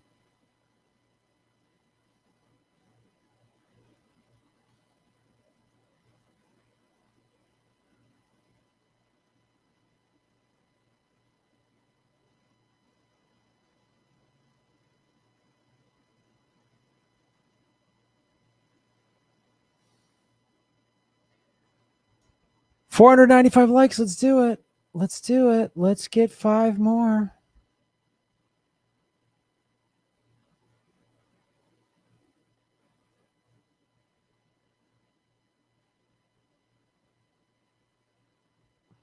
The Aussie ladies.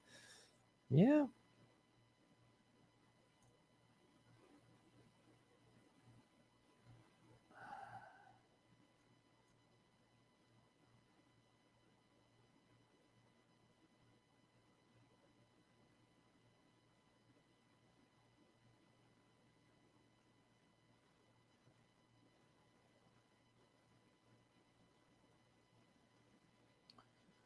Mate, I want a genuine answer to the question. Oh, okay. I thought you were joking about why am I always like, I don't know. I don't want to spend that much more time talking about it, is why I just sort of laughed it off. But I'm good friends with Jimmy. It's well known. I'm on his show, been on his show numerous times, was just on it recently, which was awesome. Jimmy asked me to come on to talk about Joe Biden's, what he could have done on day one, and also talk about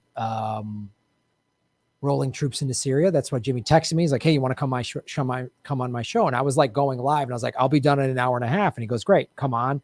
I got done with my live stream, and then immediately went, and then got on Skype and Jimmy's thing. So I don't know. People are always asking me, you should say this to Jim. Like, Jimmy's my friend, and I love being a part of that show. I love Steph. I love doing the show live. It's a really cool thing to be a part of. But this idea that like I'm the spokesperson for the Jimmy every time. Jimmy Graham, you should, like, you talk to him. Yeah, but I emailed him. He didn't respond. Well, what do you want me to do? Yeah, maybe he didn't. Maybe he didn't read your email. Maybe he gets 500 emails a day. I get so many emails and texts and like direct messages on and social media. I get so many. Jimmy gets 10 times more than that. Yeah, he didn't respond because he's got 1 million. He runs a show every day. He's got stuff to do. Like, don't ask me about him anymore. Like,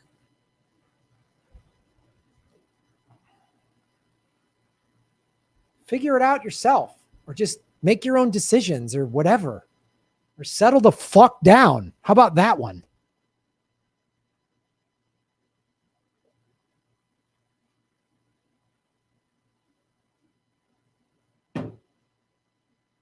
Jesus Christ, what time is it? I hope that answered your question.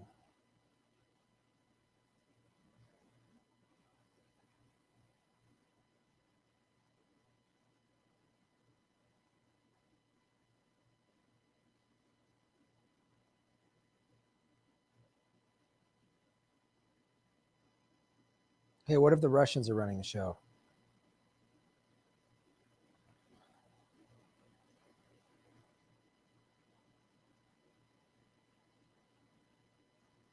Chug that moonshine.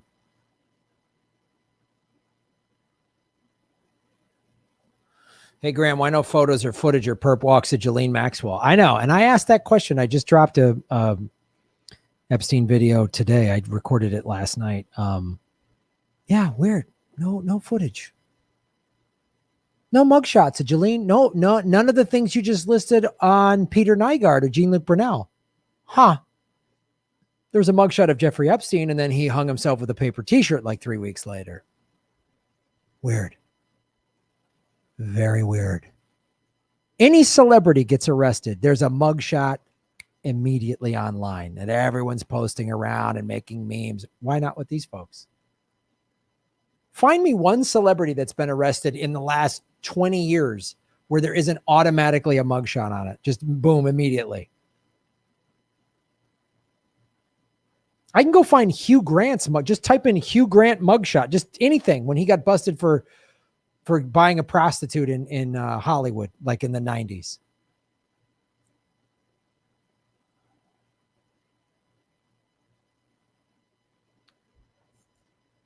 Hardy Thistle, Graham, I recently moved to Tasmania from Sydney. Oh, I've never been to Tasmania.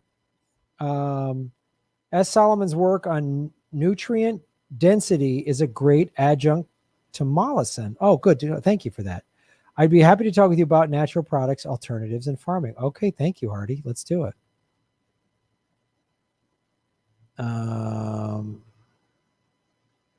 Footage of Weinstein, others, but no Epstein. Maxwell, you got it.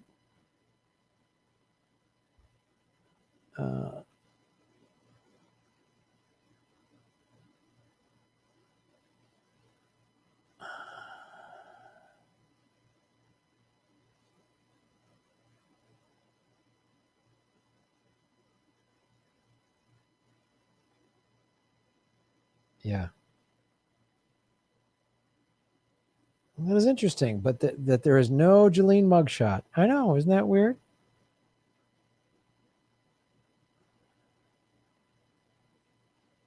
I got some hot news from Iraq. There's a group called the Children of the Arabian Peninsula. They're going to be big in the future. I'm not quite sure what that means, that reference. Sorry. 525 likes. Right on. Thank you, everybody. Thank you so much.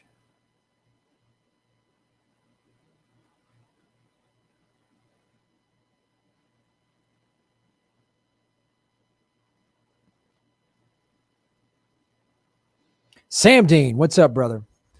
Dude, you totally deserve the chance to defend yourself against that particular online nonsense. It's ridiculous. Good on you, mate. Full respect, mate. Thanks, man. Thank you, Sam.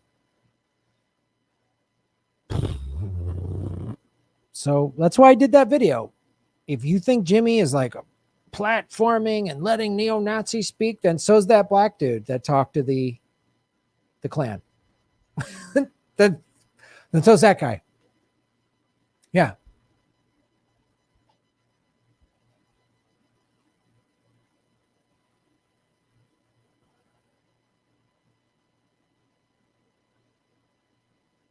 This is why the left has no power. Stupid little infighting. You're right to call it out, Graham. Yep.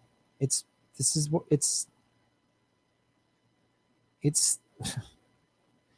Ron Placone was telling me he was at some event at like a left meeting or something like that, and with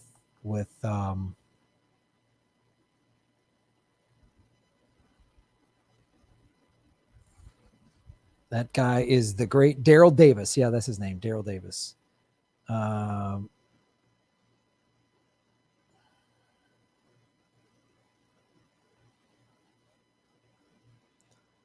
Half a ball, Graham. When I feel down, I flex my guns. Boom.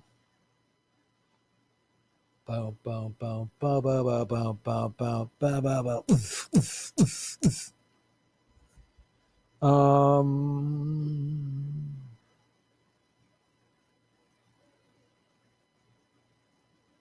Bluebell 51, what's up? How you been?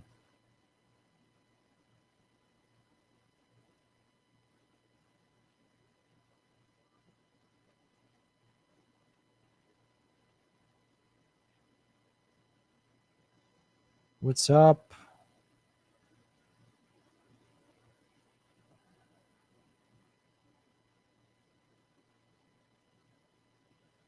A lie is halfway around the world before the truth can get its boots on. Yeah, I know.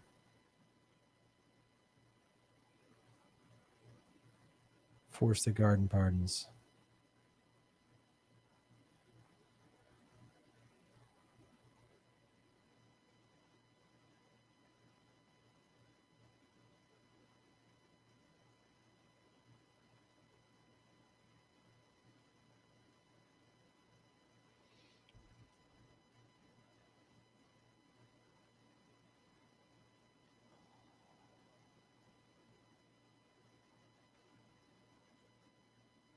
All right. It's been 2 hours. I think I'm done.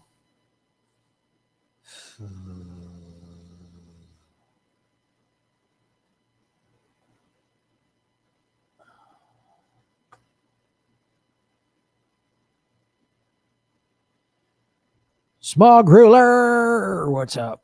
Some on my Facebook say moving for people is a scam and to go Green Party.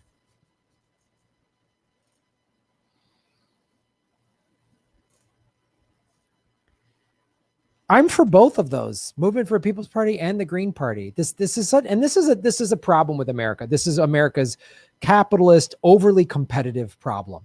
America has this competitive issue because we got to succeed and we got to be the best at everything, and we're this goal-oriented society to a fault. So in America, you can't just be for something; you have to be against something else.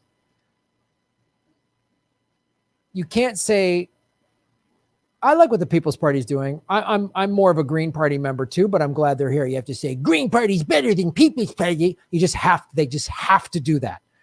This is why America really wants to fail, and maybe it needs to. I don't know. That thing is amazing, and I've noticed it throughout my whole life. I remember doing this stand-up on late night TV called Late Friday. It was an NBC show in the late night, like 99, 2000, 2001, 2001, 2, somewhere in there. And they were trying to have like more alternative comics on. It was a really cool show. And you got to do like 15-minute sets rather than like normally on TV, like when you do like late night TV, you do like 4.5, 5-minute sets at most. So doing longer sets on TV was a big deal. We all got to have nice TV footage for us. And I was on NBC. It was a big deal. I remember telling my family, and like I had a family member that was like, hey, I saw you on that show. You were great. The other comics were jerks. And left me a voicemail. I was like, remember like Judah Friedlander was on my show, like people that I like and think are friends of mine. And I was like, why? Karen Kilgariff, I think, was the MC from My Favorite Murder. Like, I've known Karen for years. Like, I was like, why? People come see me do stand up on a show where there'd be like, 5 or 10 comics, and then go like, you were the best one. And it's like, well, thanks. But, it's not a competition. It's art. It's stand-up comedy. If someone on the show, like my comedy appealed to you more than okay, fine. But I'm sure there's people who they like somebody else's comedy over mine, like whatever. And it was just like, it's not it's always, everything's a competition in America. And it's so stupid. That's part of what this like infighting thing is like, well, we can't let Jimmy Dore have a good idea. He calls people out too much. So we got to say he's angry or whatever. Like, it's preposterous. I were just like, the other comics were jerks. Like, why? Why do you need to say that? Just say, hey, saw you on the show. It was great. It was fun. Way to go. Whatever. If you legitimately thought I was funny, then say thanks. So, Graham, great job. It's cool to see on TV. Or you're better than the other ones. Like, I don't need that. Like, they're friends of mine. They're comics I like and respect. You don't have to slam them. I don't like, everything's this dumb competition. And so politically, then that's why there's all this stupid fighting. Everyone has to think that, I want solutions. It's funny. Like, I guess I was sort of naive when I first started doing this show 4 years ago and seeing all these independent media people. I thought everyone got in for the reasons I got in, and Jimmy got in, and Ron got in, of like trying to make things better. Being part of the solution. I was like, I felt so powerless after watching Bernie get screwed, and then Hillary just lie and cheat, and then she's so dumb she loses to Trump, the moron. She lost to a moron, and I was like, this political system is so bad. I got to do something about it, and I'm like, want to find solutions. And one of my first videos was like, pull your money out of the big banks. And I went to the website of all the divest DAPL. So they found all the big banks that had put money in the Dakota Access Pipeline.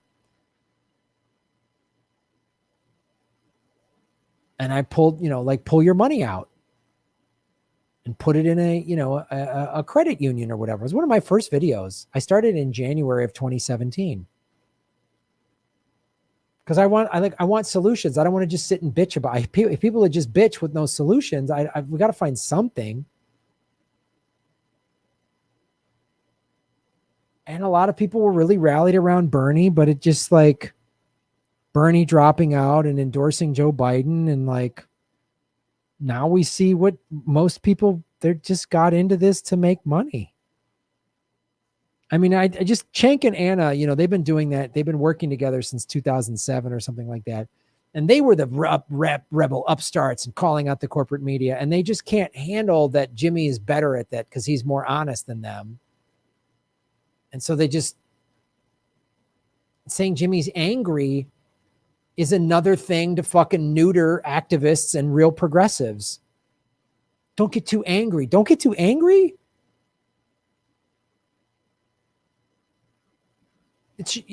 Don't be angry that 60,000 people die every year. Don't be angry that black men get shot, unarmed black men get shot by the police and the police are never prosecuted. Don't get angry at that. Don't get angry that we can't get a $2,000 stimulus check, but Biden can roll troops into Syria on his first day in office. Don't get angry about that.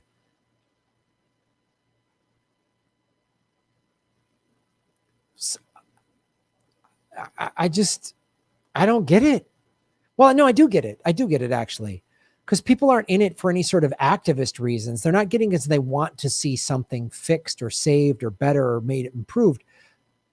They're in it for their ego. Even if they're so-called activists, they want credit for a real activist doesn't want credit. Medea Benjamin, if she stopped all war on the face of the earth and never got any credit for it, she wouldn't care. I don't know her personally, but I just look at her character, her moral character on who she is and what she stands for. And I'm like, she just wants to end war. She's not about, look at me and code pink and I'm the me. She's not like that. She's like, I want to end war. It's awful what the American empire is doing. So that's what a real activist is like, I want to fix this. I don't need to be the face of it. I don't need anybody build statues of me. I don't need any of that stuff. I don't want to be put up on some crazy pedestal. I don't want that. Julian Assange created WikiLeaks to call out the powerful. Rosa Parks worked for the NAACP and deliberately got arrested to bring a cause to the forefront, to bring the national media to realize how wrong it is to let black people have to sit in the back of the bus. She didn't do that so people would make statues of her, or she wasn't doing that for her ego. She was doing that because it was wrong. How black people's segregation and Jim Crow laws were wrong. So this I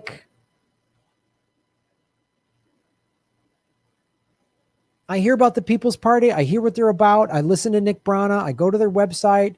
I participate in their things and I go, yeah, I'm down with this.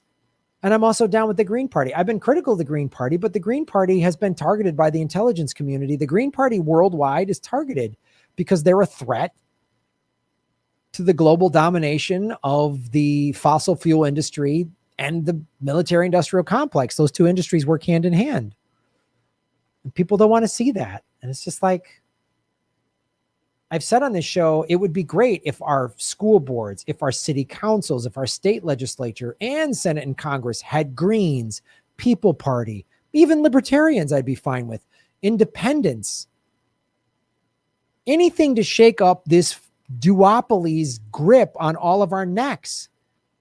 But then it's like, well, I like the Green Party better than People's Party, and People's Party is better than Green Party. And then you're stupid children, and you're going to ruin everything. It's literally the ending of Dr. Strangelove, where the world is about to die. The bomb is about to explode. Spoiler alert, this is the end of Dr. Strangelove, a brilliant movie that was a comedy. And they're fighting in the war room, petty, stupid bickering, rather than save the planet. I mean, that's Stanley Kubrick was like, yep. This is how dumb the human race is. And it's the stupidity is tenfold in America. Tenfold. America is big, does everything big, right? The Super Bowl, the stupid bowl. Like America is big and dumb in every way. We're the biggest war machine. We've got the biggest percentage of idiots on the right and the left. Nobody wants to learn. Everybody wants to argue. And just idiots on social media just saying stupid crap. Rather argue, they'd rather argue with you about than hold the Democrats accountable. They'd rather argue with you than hold the Republican Party accountable. So stay dumb, everybody. Don't learn from your mistakes. Stay stupid. You know that electric socket? I don't know. Maybe you should stick your finger in there. See. Graham, I was advocating violence. I don't know. Maybe punch yourself in the head and like maybe that'll fix your headache. You have a headache? Yeah, keep smacking yourself in the head. I think that might work. I don't know. I'm not a doctor. Don't blame the powerful. Don't blame the 1%. Don't blame the people that have created this. Whatever you do, don't blame them. Blame progressives. Blame people that want to hold Joe Biden accountable. Yeah, blame them. That's smart. That's smart. Yeah. Defend the Democratic Party that profits from war and is paid to prevent us from having free health care. They're paid to do that. So are the Republicans. Yes, keep defending these two vile, soulless, maggot-ridden, greedy, vapid, horrific, applesauce eating. I'll find more insults for these two stupid parties. Yeah, defend billionaires too. Yeah. Do that. Defend the billionaires because they give a shit about you. They care about you. No, that's why they're billionaires, because they love regular people. That's how they became billionaires. All of their love. They hugged and took care of so many regular people. That's how they became billionaires. You should absolutely defend them. You think Elon Musk is cool because he was on Joe Rogan and made cool cars. No. Don't call him an evil monster that has ties to Epstein and said we'll coup who we want to coup with regard to starting a coup in Bolivia so that he could get access to minerals to go in his electric cars' batteries. No, don't hold him accountable. No. Get mad at a YouTube comedian. There you go. Smart. It's a really good plan. It's a great plan. You really thought it through. Nope. Don't go, wow, maybe Hillary Clinton has a really horrible record voting for the Iraq war, voting for the Patriot Act, taking $400,000 to speak at banks. No. Call everybody a sexist. There you go. Smart. When in doubt, blame Russia. Yes, blame Russia. Absolutely. But Graham, Putin has done bad things. Sure, yes. Skip over all the awful crap America has and is doing and just pretend you don't see it and just look at the bad stuff Putin has done. Great. Don't look in the mirror. You're awesome. You're great. You're doing great. Don't look at you're like a drug addict with track marks on your arm just wearing long sleeve shirts. And then you see somebody drinking too many beers and you go, whoa, you have a drinking problem. Yeah, but you're a heroin addict. Shut up. Stop shaming needles. What? You're a crackhead. I could make these analogies all night and most stupid liberals are never going to hear them because they're too dumb. Blue check liberals refuse to learn. They refuse to learn.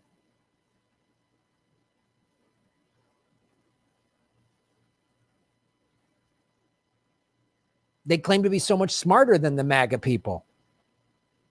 If they're so smart, why don't they learn? They don't want to. America's going to have to learn the hard way, Dad here, but it's like, all right, got to learn the hard way, son. It's like you go out drinking. You got to get up early to go to work. You show up to work hungover and you're mad at your boss. No, fuckhead. You went out drinking last night. That's on you. Yeah, but the bartender kept giving. Everyone else at your job went to bed early. But Graham. So you know what? I'm not going to offer solutions anymore.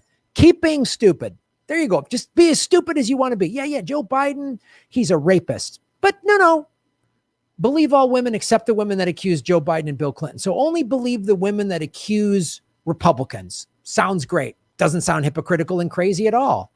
Say defend the police. We want to end brutality, but pretend like you've seen none of Joe Biden signing the 94 crime bill, none of the black people Kamala Harris put behind bars. Nope. Don't hold them accountable. Just say they're better. At least they're better than Trump. Trump better, Trump. Don't learn. Keep being stupid. Keep being stupid. Eat a bunch of sugar and shitty and crappy food. And when you're overweight and have health problems, blame the food companies. It's their fault that you put it in your mouth. It's not your fault. Yes, there you go. There you go. Get mad at people that are healthy. This is what you need to do. Eat crappy food and then get mad at, like, if you got a friend or family member that's really healthy, get mad at them rather than take responsibility for your actions. Isn't this fantastic?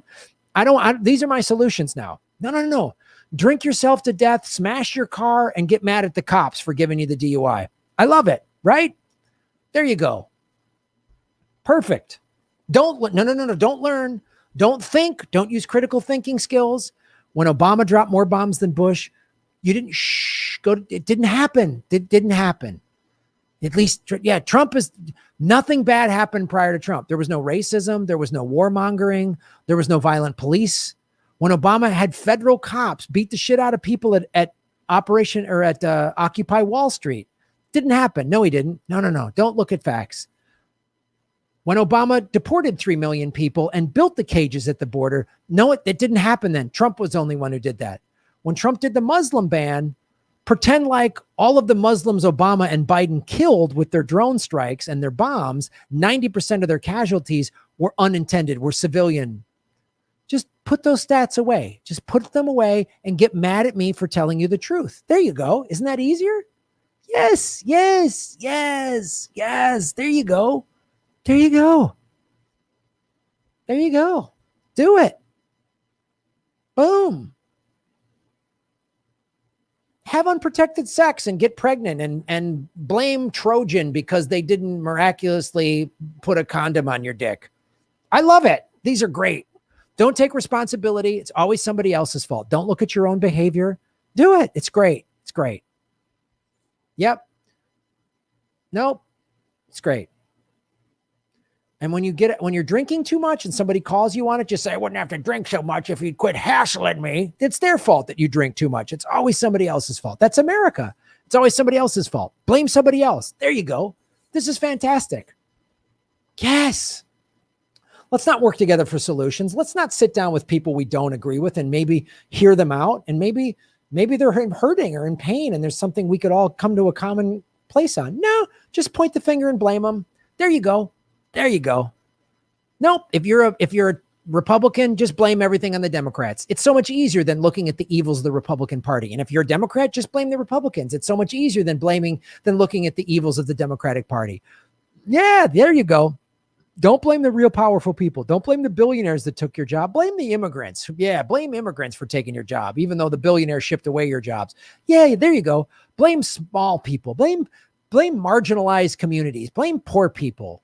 Blame poor people in a third world country that got sanctioned by evil American empire crap that just wants natural resources so that rich billionaires can make a lot of money. Blame poor working class people that are fleeing a horrific situation and are coming to America because they have no options. Yeah, blame them. Don't blame the war machine that created that. Yeah, there you go. Say Juan Guaido is the democratically elected leader of Venezuela. Be stupid. Be stupid every day of your life. Keep being stupid. Say stupid crap in the comments section so we all know how stupid you are. I want to know how dumb everybody really is because America is the land of stupidity. Stupid. On the Mount Rushmore should be a fifth face of just average Americans and just stupid across. We're dumb. Republican dumb, Democrat dumb. Just be stupid. Blame everybody else.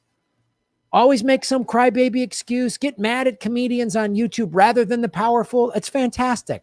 It's great. This is fantastic. Yeah, I love it. I don't have solutions for you. Yep.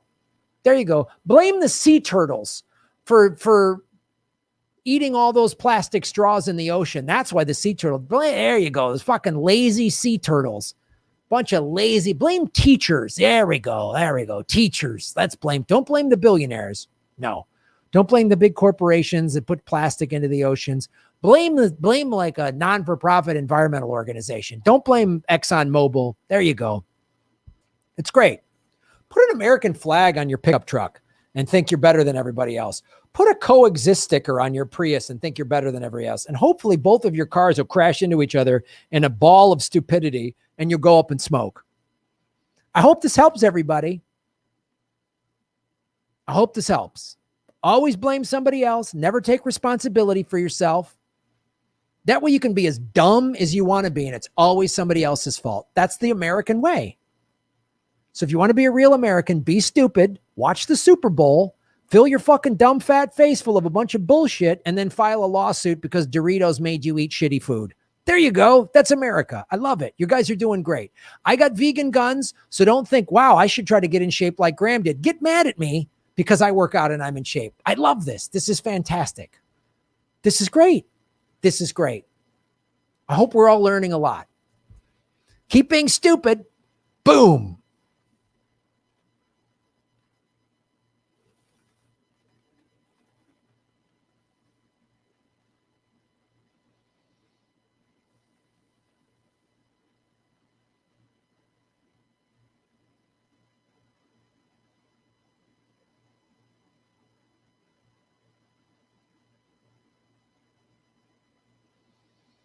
I'll read some super chats and then I'm going to get out of here. I'm going to go eat dinner.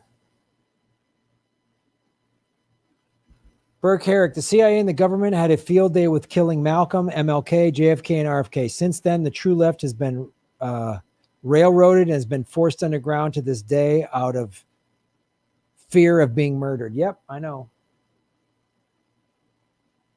Yeah, how about blame China? Because capitalists moved their factories over there 40 years ago so they could exploit the poverty for profit. There you go. You're getting it, Harry. There you go. Yes, blame China. There you go. Blame Russia. Everybody. I love it. God, you're getting it. Thank you. Anthony, how do people hear of things like Tuskegee, Gulf of Tonkin, Iran-Contra, WMDs over time and not see the extent to which the government is hijacked? Great question. I don't understand. Just hear Edward Snowden speak. We all were born with ideas. That I was born with American exceptionalism. And then you learn, you hear these things and you change your view. Not in America. Oh, I don't like truth. I'm mad at you for giving me truth. It's great. It's great. It's fantastic.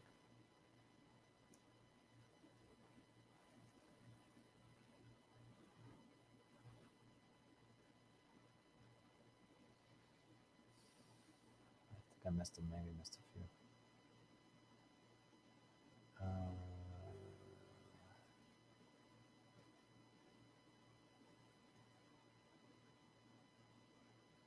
Kate, how's Darianne keeping her spirits up? She's doing great. Victoria I will look into Rockfin. Thank you, Victoria. Jim Garrison, what's up, dude? Boom. Anthony, this year, 20th anniversary 9/11. Get a real investigation. Nope, don't ask questions. Go to sleep. Blame Russia. David Manning. Thank you, David. Barbara Lawrence. By the way, if lockdowns ever end and you get the chance to see Graham live, do it. Saw him around a couple years ago, and they were brilliant. Thank you, Barbara. You're an angel. Lana, boom. Thank you. All right.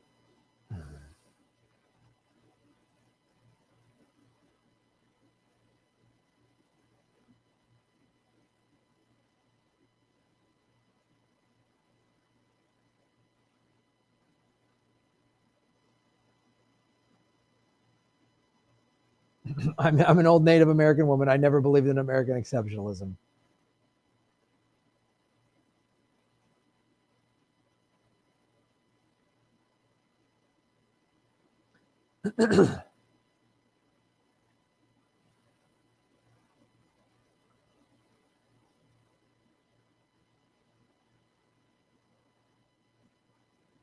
Oh.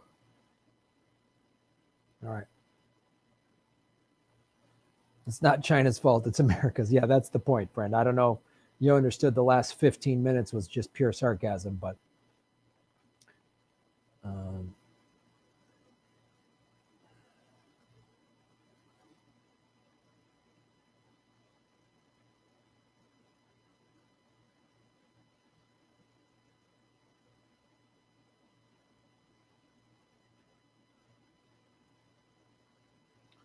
all right.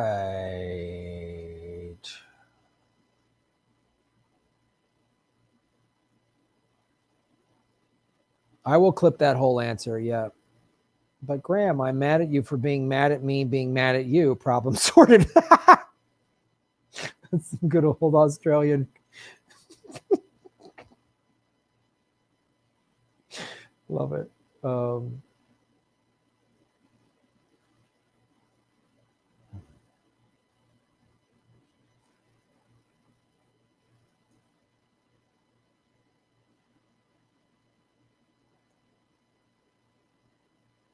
But Graham, you're too angry. I know. All right. I don't know what I want to sing.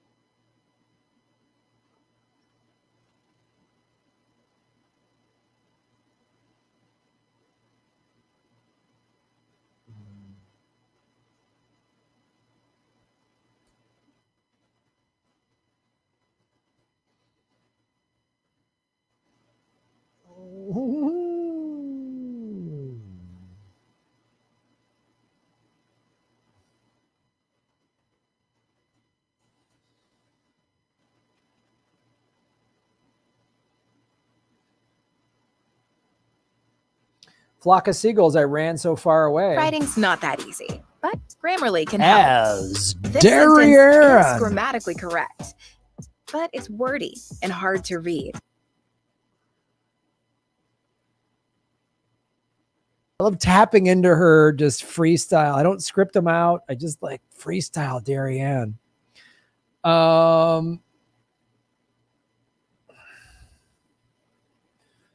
Corn Jeebus. Thank you, Corn Jeebus.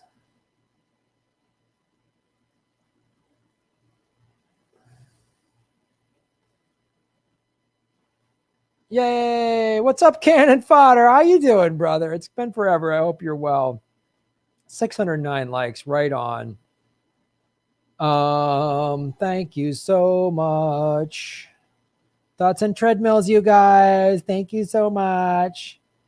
David Boreanaz. Oh my God, I loved him. He was amazing. He's so hot. He's like 90 now or 75 or whatever. He's really hot. Like maybe he's really old now, like 40 or something. Oh my God. Thank you, everybody. Thank you, everybody over on the Rockfin.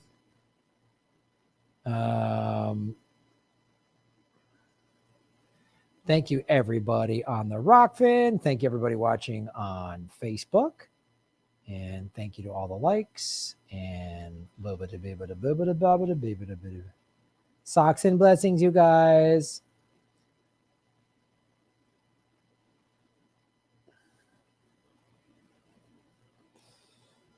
All right.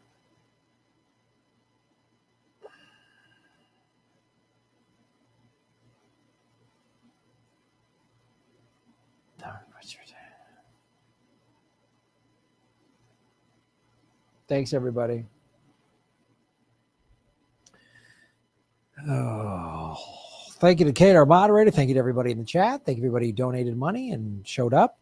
If money's tight, I totally get it. Like, share, subscribe, all those free things. Watch the ads all the way through on YouTube. If you do that, if you click skip ad, I don't get paid. So I understand money's tight. Don't feel bad if you can't donate any money. It's totally good. I just appreciate you coming out and checking out the show.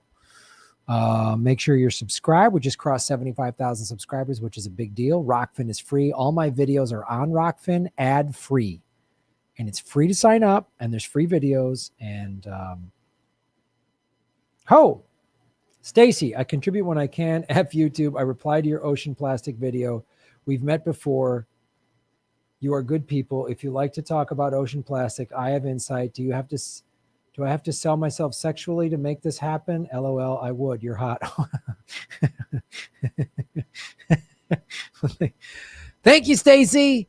Thank you for supporting the show. I'm glad you like the YouTube vid and the plastic saving the ocean. I'm glad you have insight. I'll reach out. We'll talk. Thank you for saying I'm hot. That's always nice to hear.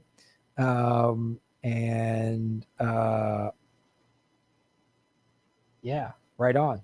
I appreciate that. Thanks, Stacy. We've met before. Where did we meet?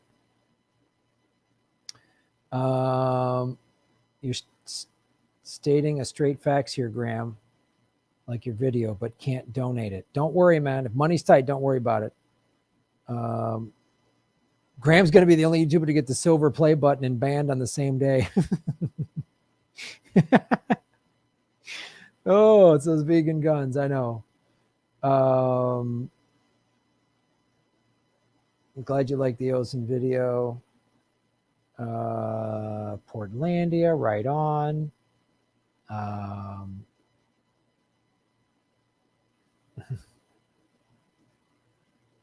Awesome chat this evening.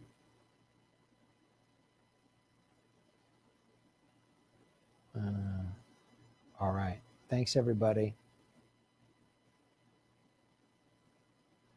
Share this channel indeed, comrades. Really appreciate it.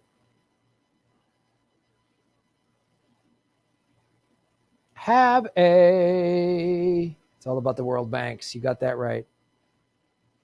Graham, just remember Byron Bay Surf is waiting for you. Done deal. I'm coming. When they open up Australia, I'm coming. And I'll get a work visa, and then all I'll need to do when I'm there is get a wife, and I'll have dual citizenship.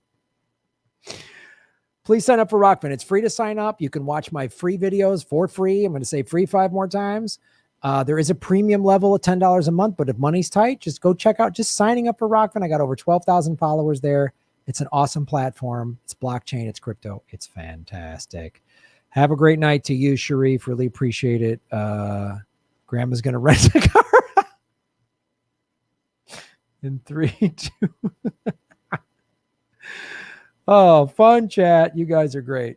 Have a good night. Shave your knuckles for justice.